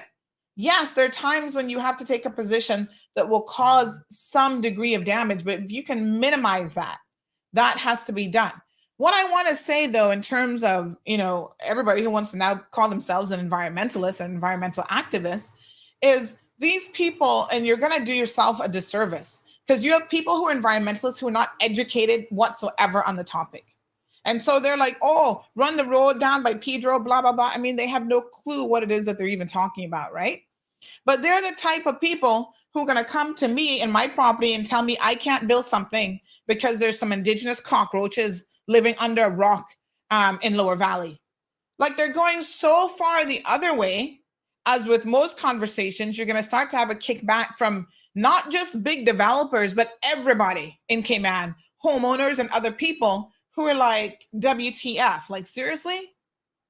So you can't, listen, what did I say earlier? Moderation. Yes, moderation is key. Moderation is healthy. That's important for you. Okay. And like I said, a lot of these seem so-called environmentalists, because now they've gotten theirs in life. They're not worried about the fact that Cayman has always been one big swamp and we've had to fill it in. And you got to get fill from somewhere. Anyway, We'll get to the conversations. Jackie says, Sandy, when you do your search, please find out who is the target customers of this nursing home, if it's guaranteed for low-income elderly Caymanian people to benefit from. Well, I can tell you, Jackie, what I do know thus far, and I've reached out to the developer, and there's some key important things that you have to know about it. Number one, it's a Caymanian who is building it in honor of his elderly Caymanian mother, who's in her 70s and is always out in the community helping other elderly people. And he has saw a need for a facility that would be beneficial to people in the community. It's not going to be free of charge. So when you say that it's for low-income individuals, I don't know what your definition of low income is. If low income is someone who is on NAU and has no money at all, and their own family doesn't even want to take care of them, I'm pretty sure that's not the target audience. But this is not a money-making venture. In fact, this developer has been told by other developers on island, if you have money to waste, we can help you waste it on other projects that will actually make you money. It is a affordable, not low income. I don't think low income is the word that I would use. It is an affordable option for a living facility. And it's going to offer you the best care possible, because right now on this island, we don't even have a geriatric specialist or a geriatric physician anywhere in Cayman. So it's going to offer you things like that. One of the reasons why it needs the fill, folks, is because unlike the Pines, when Hurricane Ivan came, they had to evacuate people during the middle of a storm because water coming up to the roof. This elevation is going to be some 12 feet because they never want to be in a position where another Ivan comes and they're trying to figure out where are we going to move these people. Try to fill 6 acres up to 12 feet above sea level, and then we should talk. But they're trying to ensure the safety of potential future clients if the project goes forward. And what I can tell you is, I want to make this very, very clear. The developer is a private citizen. They're not into the fanfare and all this kind of stuff, right? They don't want people in their business. But what I will say this, they don't have to do this. This is not a money maker for them. This is something they want to do. They're going to name it after their mother. It's going to be in her honor. It's going to be part of, her legacy as a Caymanian who, is a humble woman. She not come from no home where she had a silver spoon in her mouth, nothing, but she's always been community minded, always helped people in her community. And her son, through her generosity of teaching him the right things in life, has been able to, elevate himself. He has financial means because of working hard, et cetera, right? And he wants to build something that's going to help seniors like her who may not be in her position financially because of him. And they don't have kids. It doesn't mean it's going to come at a cost of free or nothing. However, it will be something that's going to be beneficial to the community. So if it doesn't go forward, I want to be very, very clear about this point, because I think y'all need to understand this. If it doesn't move forward, this isn't something that's going to hurt this person's bottom line at all. Right? They've lined up the experts to come in and run the facility. It's going to be a properly run, professional assisted living facility for our elders. But if it doesn't happen and the Caymanian people don't want it, it's not a loss to them. It's going to be a loss to the community. And so, Jackie, I will bring you more facts about exactly what the facility will entail and who it's going to benefit, because I think that is an important question. And when you understand that it's going to benefit, let me tell you this story that I heard that I thought was very, very interesting. There's a Caymanian who basically is living at Health City for like the past 3 years.